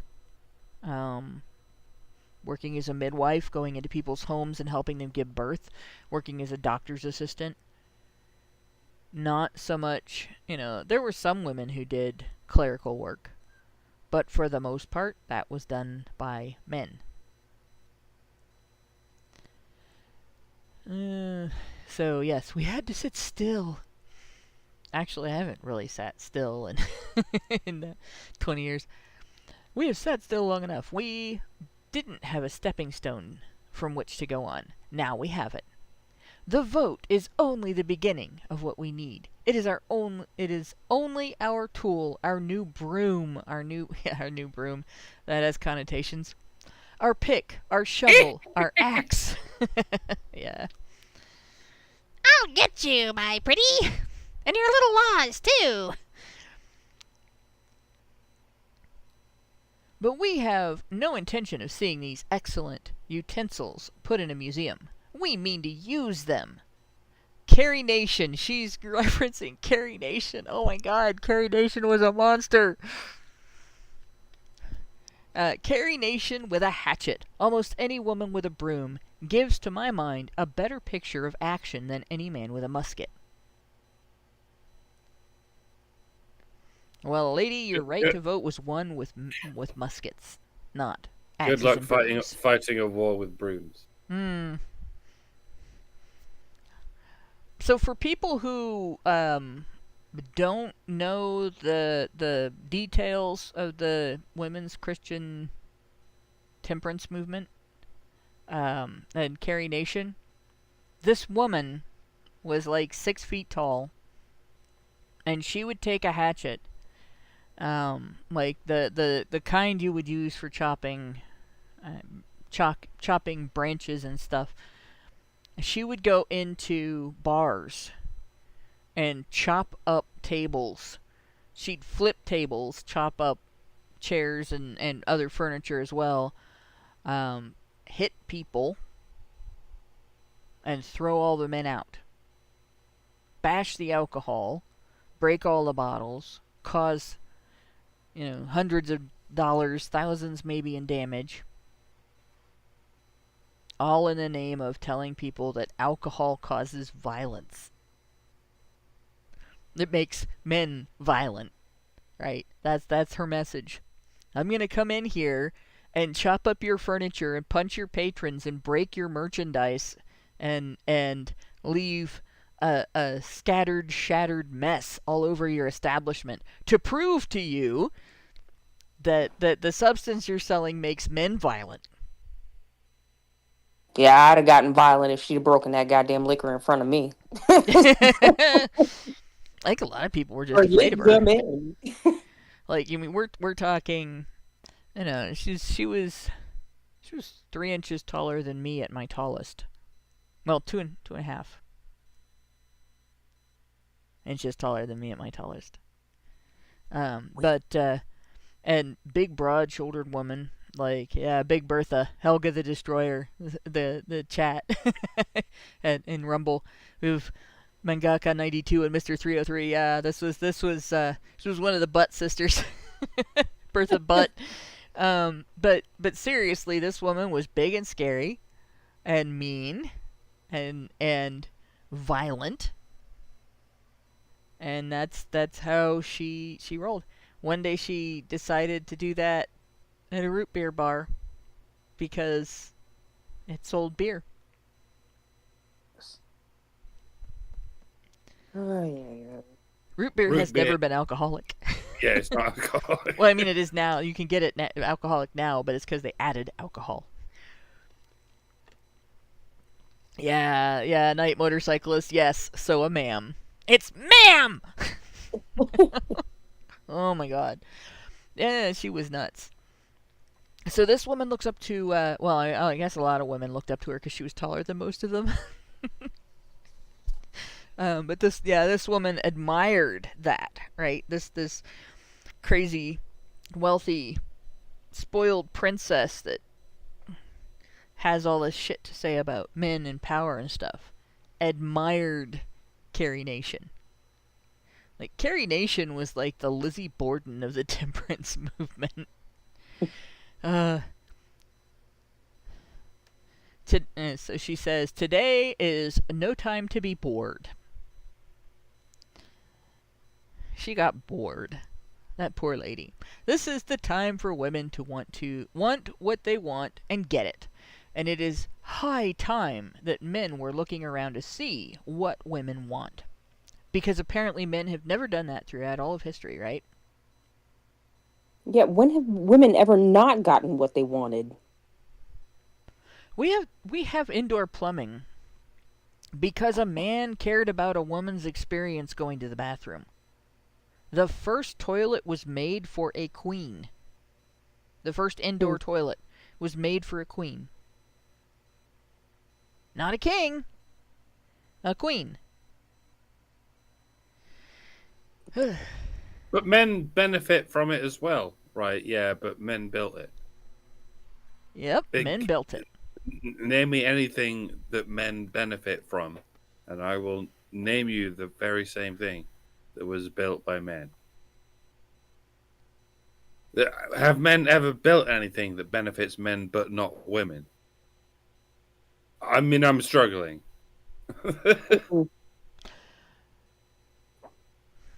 Anyone? No. The only thing that I can suggest are things that women have access to but don't use, like the social structures of personal accountability. Men built that too. Right. But women don't use that. They exploit ideas based on it to be able to extort men. Sorry guys, that's my pop filter fell off. To extort men for money and other forms of support, but they don't use it to guide their lives. If they did, they would be in much better positions now. Vasal gel. That thing that could give men the opportunity to have unilateral control over their reproductive rights.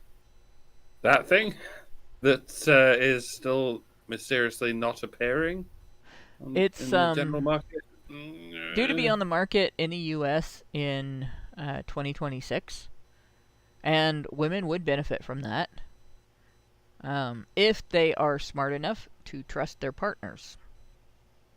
Like, but it's much like condoms. Yeah. Like this is what feminists will say. Well, condoms benefit men. Well, women can make men use those as well, so it's just as beneficial to women as men.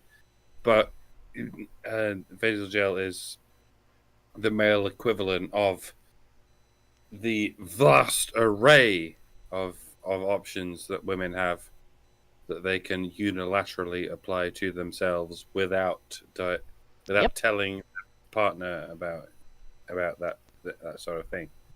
So that's the first thing that occurred to me. Yeah, vasal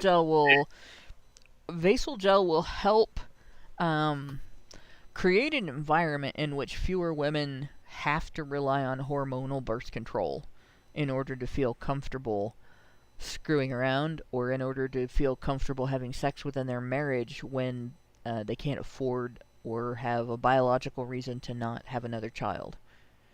So you could say women might not see how they're benefiting from it, but looking at how the pill probably wouldn't have been approved if it was researched to come on the market today. The birth control pill does prevent pregnancy when used correctly, but it also, in a small percentage of the female population, causes sudden death. So it's got problems, right? It causes blood clots and heart attacks and stuff. Protective cod pieces. Yeah. A man can wear a protective cod piece to prevent him from being kicked in the bollocks, and he never has to disclose that to women. That's the second thing. That's the one thing. I could think of. Like, people often say, like, oh, women have periods. They bleed from the crotch every month. It's so awful for women. What do men have to deal with? Nothing, right? And I'm like, well, men don't get sympathy for any of their problems. Men and women mostly have the same problems, you know, career, family, money, all of this sort of thing. And when men have those problems, nobody cares. And when I try and explain this to normies, they're like, what? No, you need to care about women. How dare you? And they don't get it. Because the idea that men don't get sympathy doesn't get across to people who don't sympathize with men. So they're like, what do men get? Men don't get any hindrances or problems because I don't see any of men's problems as problems. And I'm like, yeah, that's the problem. You don't see any of men's problems as problems. And then I'm like, okay, right. If you don't understand that, then if you're looking for a funny genital problem that's equivalent to women bleeding out of their snatches, okay, men have their sexual organs on the outside of their body. They can be immediately paralyzed by one swift kick to the bollocks from anyone, even a child. Yep. From what I've seen, it doesn't even have to be a kick. All you have to do is graze them. Just wrong. At just the wrong moment. Because I have seen children just wiggling around while being picked up, just barely graze that area. And the next thing you know, Dad is handing the kid off to Mom and crumpling to the ground. And he barely has the control to hand the kid off before crumpling. And he's lucky that he already has a kid, because he's not going to have any. Yeah. Well, and you know, the thing about that, I generally speaking, aside from like now that I'm starting to have like old age stuff happen, I know when to expect all of the symptoms and around the female reproductive system's activities, because there are symptoms and details and all that I don't want to talk about because I don't like to talk about it. But I don't have to guess when it's going to happen. It doesn't happen at random. I'm not out somewhere and somebody accidentally steps on my toes and the next thing you know, I'm bleeding from the crotch and everything feels terrible and the migraine comes. You know, that's not how that works, right? Nobody else can trigger it. And if I want to, I can use that scary drug to control it. And I had to do that for a while when I was younger. And I had some of the health problems that were scary that go along with it. And the doctor was like, okay, we're going to quit using this. And that was the end of that. But yeah, there's not even a drug you can take all the time to moderate that. And you're like, well, I don't want to have pain from getting kicked in the balls at 5 o'clock on Tuesday, so I'm going to take this drug, and then when I take the white pills instead of the pink pills, or I take the blue pills instead of the pink pills, I'll have all that pain during that time so I can schedule it. Doesn't work that way. Right? And also, if you bleed from that area, you'll die. At least uncontrollably. The amount of blood that comes out of a woman. Well, it's not really blood either. It's actually something else. But it's got blood in it, so it looks like blood. So yeah, I would say I would rather have had a period throughout my childhood and have one nonstop until I die than have to deal with having the threat of getting kicked in the balls. Just from having seen what it does to men. Like, no, nothing I've been through compares to that. Thank you for not kicking us in the bollocks as often as you possibly can, ladies. I mean, we've all experienced it at least once, but given how often you could do it, given how often a child could do it, yeah, I'm grateful that people at least have enough sympathy for men not to kick them in the bollocks like at all times. They only do it if you're about to rape them. Yeah. Luckily, I've never even attempted to rape everyone, so I've experienced very few kicks in the bollocks. Yeah, the only time that I've ever done it was somebody was trying to drown me. Yeah, this is the importance of a high trust society. We're not going to rape you, and you're not going to kick us in the bollocks. There you go. But unfortunately, then there's feminists, and they throw that all out the window. Mm. Yeah. So she says, I say to the men. So men, listen up. This woman from the beginning of the 20th century, 100 years ago, is talking to you now. I say to the men, we are tired of your monopoly of government. We are going to govern too. I am not working to put a woman in this place or that. I am only working to put women in a position where they can make themselves whatever they choose to be and can be. I want to give women justice, and in giving it to them, I do not want to take it away from men. They have never given us justice, but we will give it to them. They have interfered long enough with the development of the human race. Men, half the human race, have interfered long enough with the development of the human race. We have been patient too long. That's narcissism. Women thinking they're arbiters, the arbiters of the development of the human race. Oh, that's disgusting. That's that attitude right there. That just, I can't stand that. You are not the end all be all, lady. Building the White House was interfering with the development of the human race. Yeah. Building Big Ben, building Windsor Palace, building the Taj Mahal, building the pyramids was interfering with the development of the human race, guys. Stop that. Shame on you.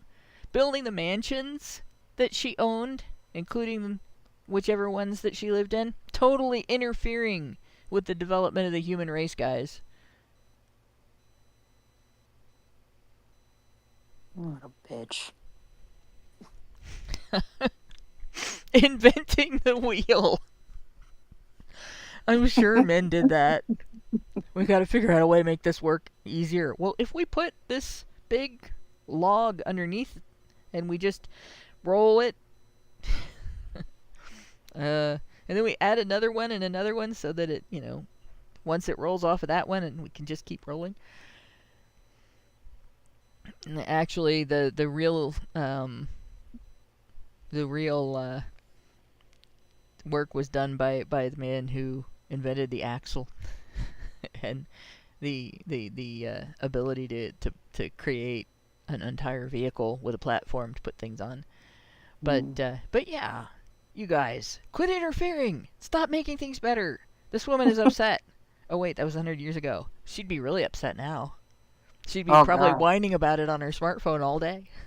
Mm-hmm. Yeah. And we will give it to them. We will give them justice. What do we got today? Well, let's see. She said that in 1922. And in 1922, there was this thing that women were doing called the Badger game, where you get a guy in a compromising position, and then you have a male relative burst in on you and consider you the injured party and extort the man for money so that he doesn't get accused of taking advantage of you. Very different from today's honey badgers, yeah. In 1994, when there were plenty of women in politics, a law was passed that took away a shit ton of your due process rights in the United States for the benefit of women. Justice, yeah. She says, a man's brain is only half a brain. Oh, God. Oh, my God. She's flat out, a man's brain is only half a brain, and we are the other half. And the half of anything is not worth the whole. Can you imagine how that would be quote mined today? So man's brain is only half a brain, women's brain is only half a brain, and if you don't put them together, you don't have a whole brain. But men say mean things to me online.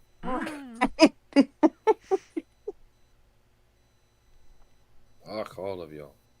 God. A woman has a power that a man has not, and a man has a power that a woman has not. We know where they have been weak, and we will give them our strength, and where perhaps we have been weak, they will give us their strength. The blending of the two will make a better whole. Mr. 303 says, women are the retarded half.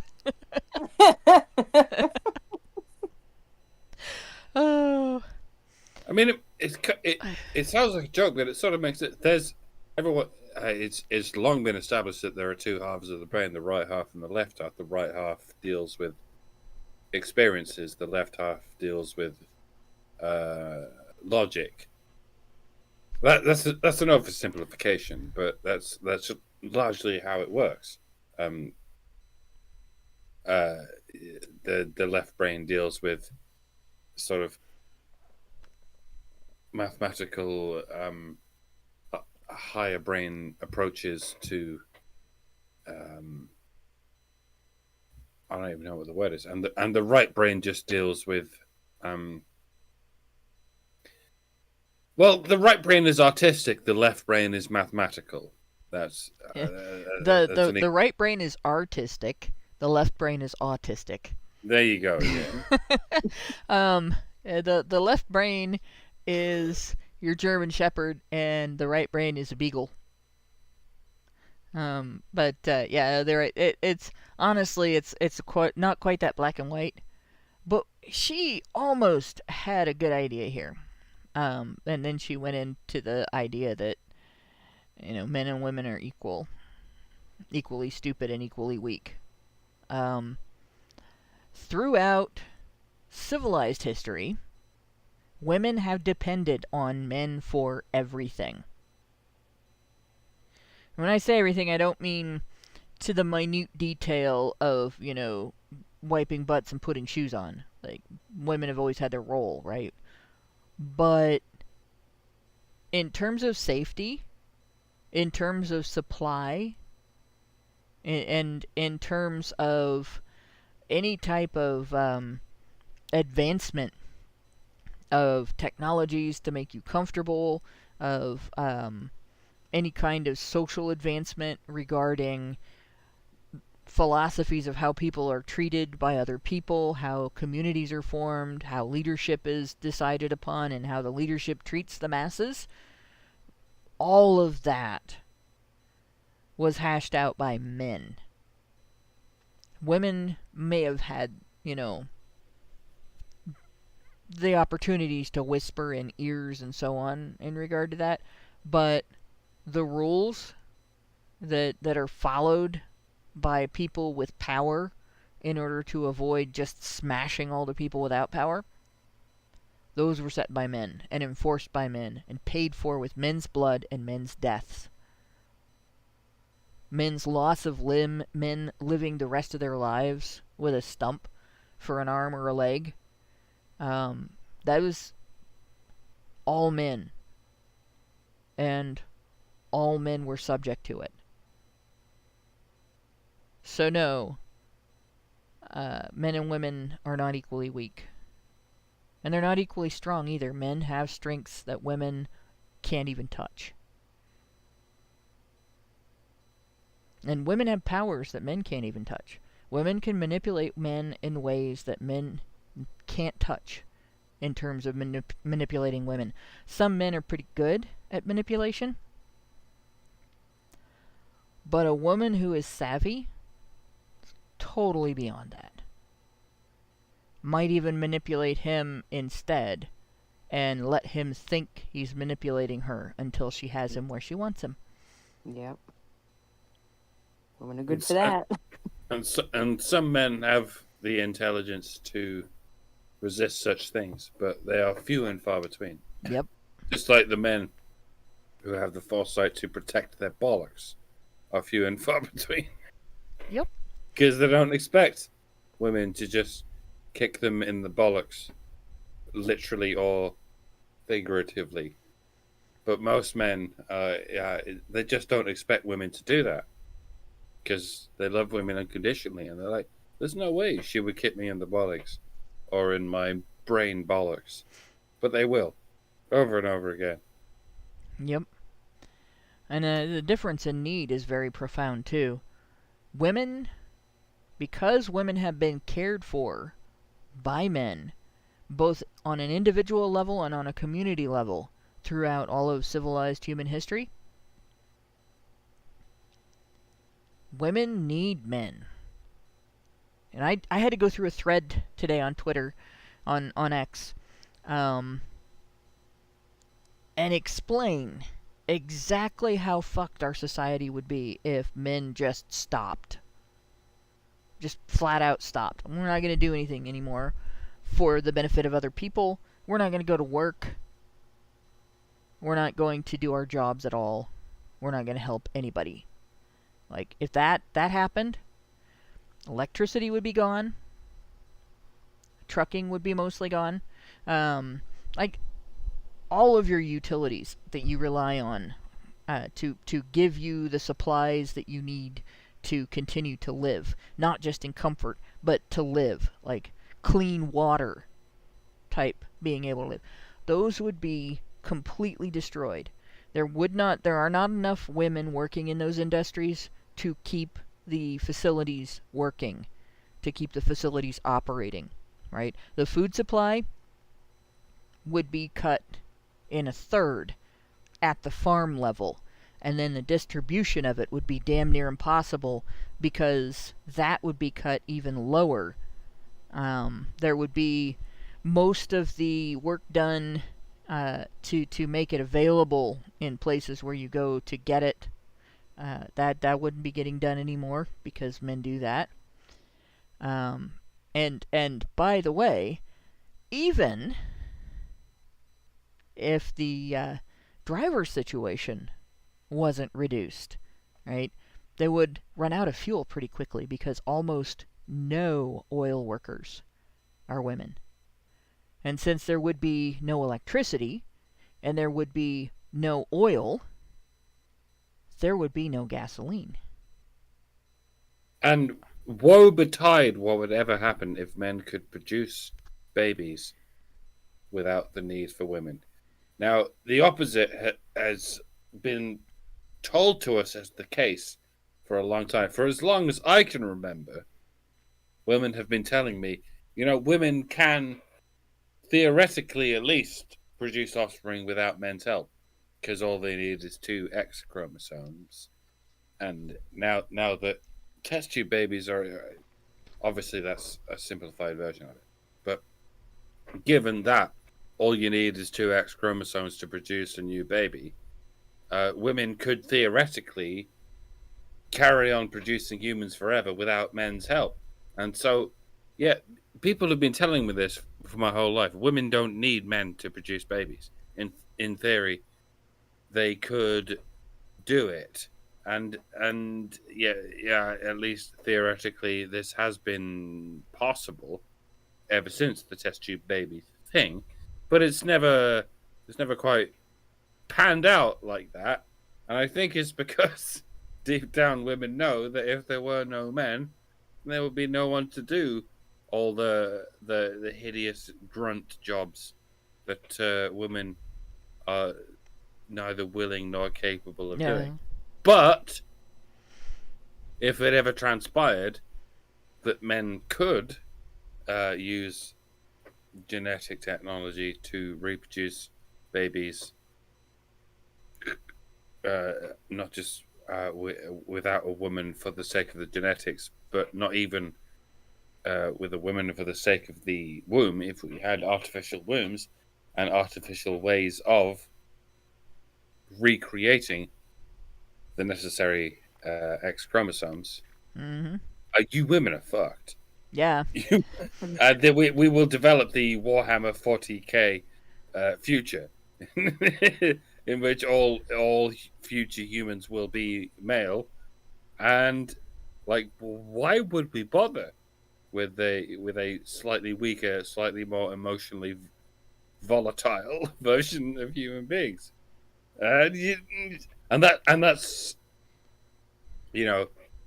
and that's why any given government that exists will take every effort to crack down on any possibility of this future ever happening, and mark my words, they will. But if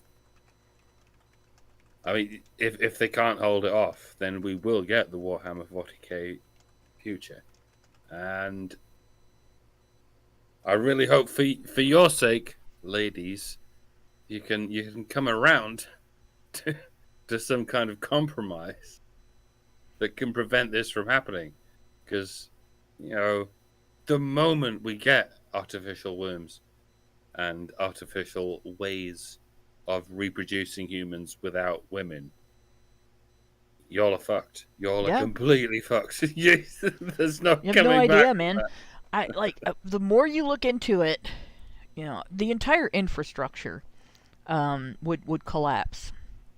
Nothing would get built, and even if it did get built, there would be no utilities. And even if you had things getting built and utilities being run enough for women, there would be no waste disposal.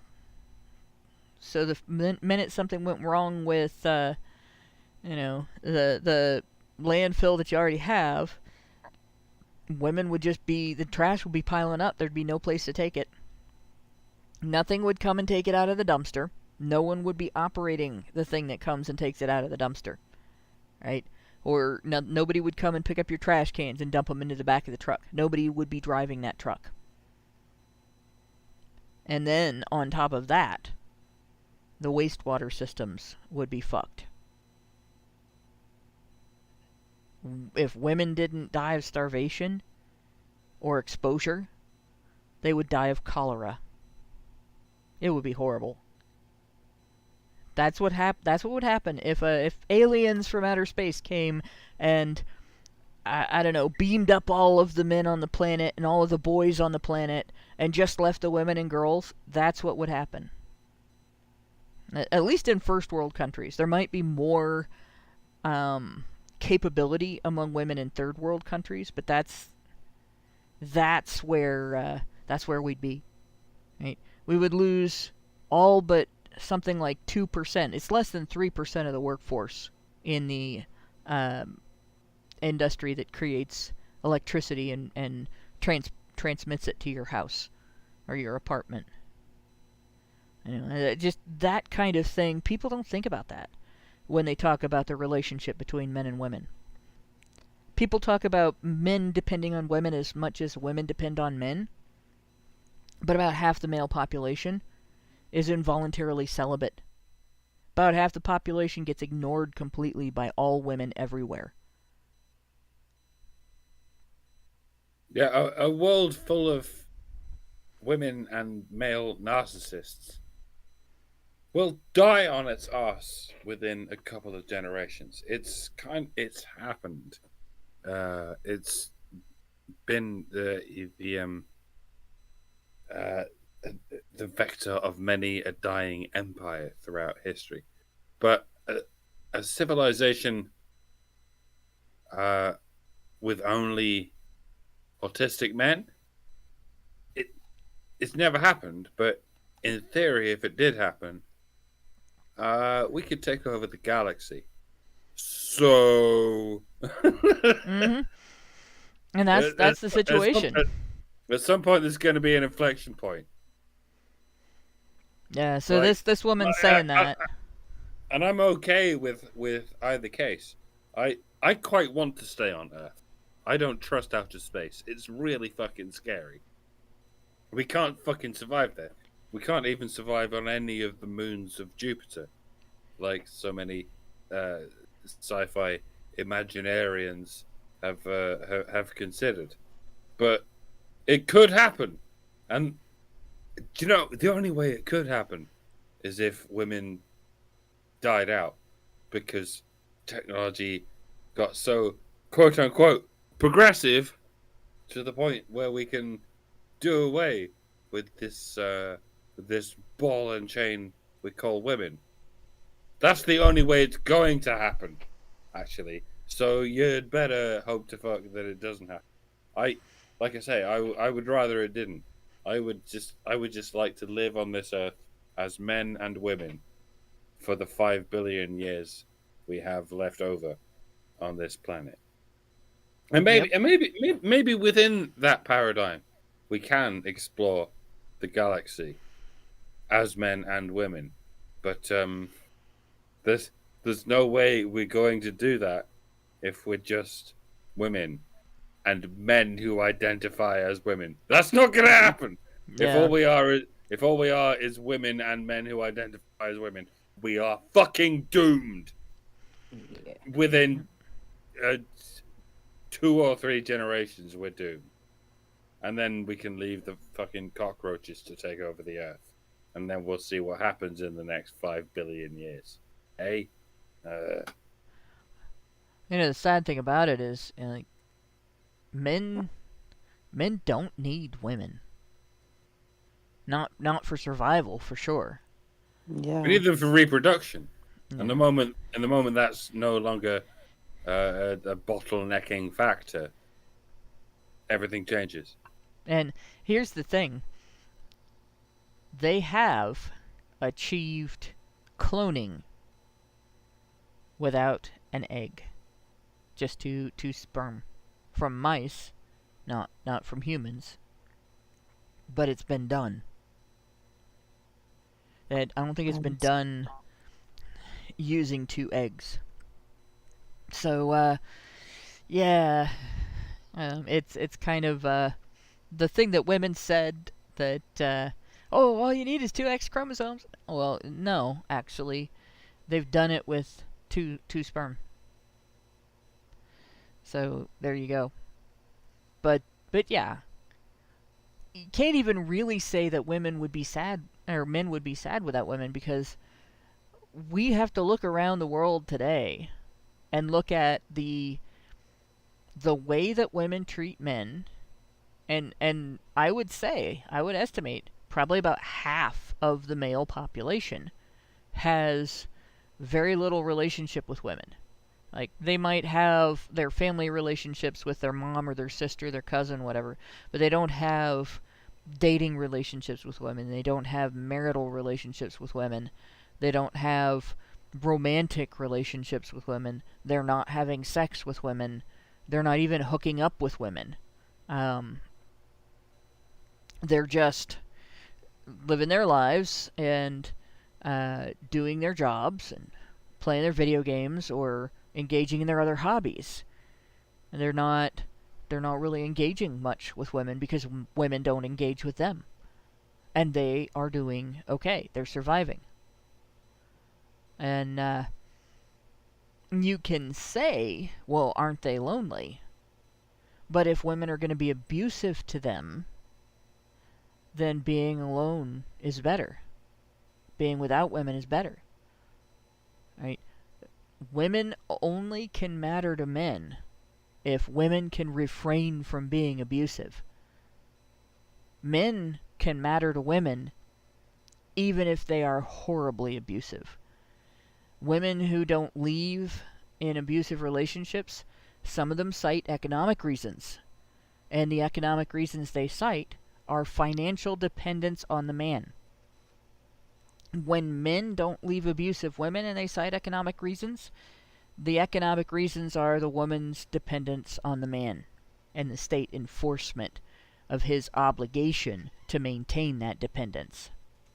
It's a totally different situation. I mean, if ancient Greece taught us anything, it's that men can be perfectly happy with other men as sexual partners. Yeah. The only reason they continued having women as sexual partners was to was to carry on the reproduction of the human race. And if that factor disappears, then we'll find a renaissance of the of whatever it was that kept the ancient Greeks going. The and the Greek ancient lifestyle kept going for like 1,000 years. So Yeah. it's not as if it's unfeasible. So women really So- better shape the fuck up if They want. really had better, yeah. You know, grow up. Treat men like human beings, and act like adults when you become adults. Learn to think before you do things. Don't blame other people when you do stupid things and you win stupid prizes from your stupid games, right? Don't do that. Men don't get away with that. And if men don't need you for reproduction, and you don't make yourself at least tolerable as community members and family members and friends and partners, co-workers and such, men are going to have no reason to tolerate you. Men are going to have no reason to stay around you. Men are going to have no reason to interact with you. And men are going to have no reason to help you. And you may find men forming actual utopian communities without women and not letting women in, and suddenly women's residential areas being devoid of electricians and plumbers and truck drivers, construction workers, sewer workers, like all of the things that men do that women look down on because they're blue collar and the job is dirty and the man is treated like he's uneducated and so on. You know, that heating and air conditioning system you rely on because you live in an area where it gets really cold in the winter or really hot in the summer, or like me, both. Most of that's maintained by men too. So get ready to deal with the elements, ladies. Or, you know, start acting like adults. Start acting like you have the capacity to exercise some personal accountability. The greatest benefit, this would be one more thing that men would do that ultimately the women that survived it would benefit from. Right? The women that landed on their feet and kept going, or the women who were adult enough and moral and ethical enough to treat men like human beings so that they didn't get excluded from male society, they would survive, right? Having developed that greater accountability, that the type that's expected of men, they will become more successful in their endeavors in their lives than they ever were before, and than they ever would have been before. Because they wouldn't have their safety nets, and they would have to do it all themselves. So, we will continue with this article next week. It's after 9 o'clock, and I better get us into the after show. But there we go. So this woman thinks that men and women are equally strong and equally weak. Each has half of the brain. But the reality I think that we have laid out here is that men are the brains and the brawn. So women better find a thing to be, or we're in trouble. Gary Thomas gave us $5 and said, as the old saying goes, the Greeks invented sex and the Romans figured out you could have it with a woman. Oh, there you go. I think that's all of... We didn't get any other Super Chows or Rumble Rants. I don't think we got any Rumble Rants that I didn't read. So, yeah, that will be that. So thanks you guys for going over this woman's article with me. We'll finish it next week, and because I think the last page, I don't think the last page has a lot of text on it. I might be wrong, but I remember looking at it, glancing over it. I don't think it does. So, yeah, we'll go over the rest of it next week, and then we'll get back into the timeline. And thanks to everybody for listening. Thanks to everybody who works in the background. And good night, all. Good night, y'all. Men's rights activists are machines. Okay? They are literal machines. They are talking point machines. They are impossible to fucking deal with, especially if you have like a couple dudes who have good memory on top of that too. Holy shit, you're fucked.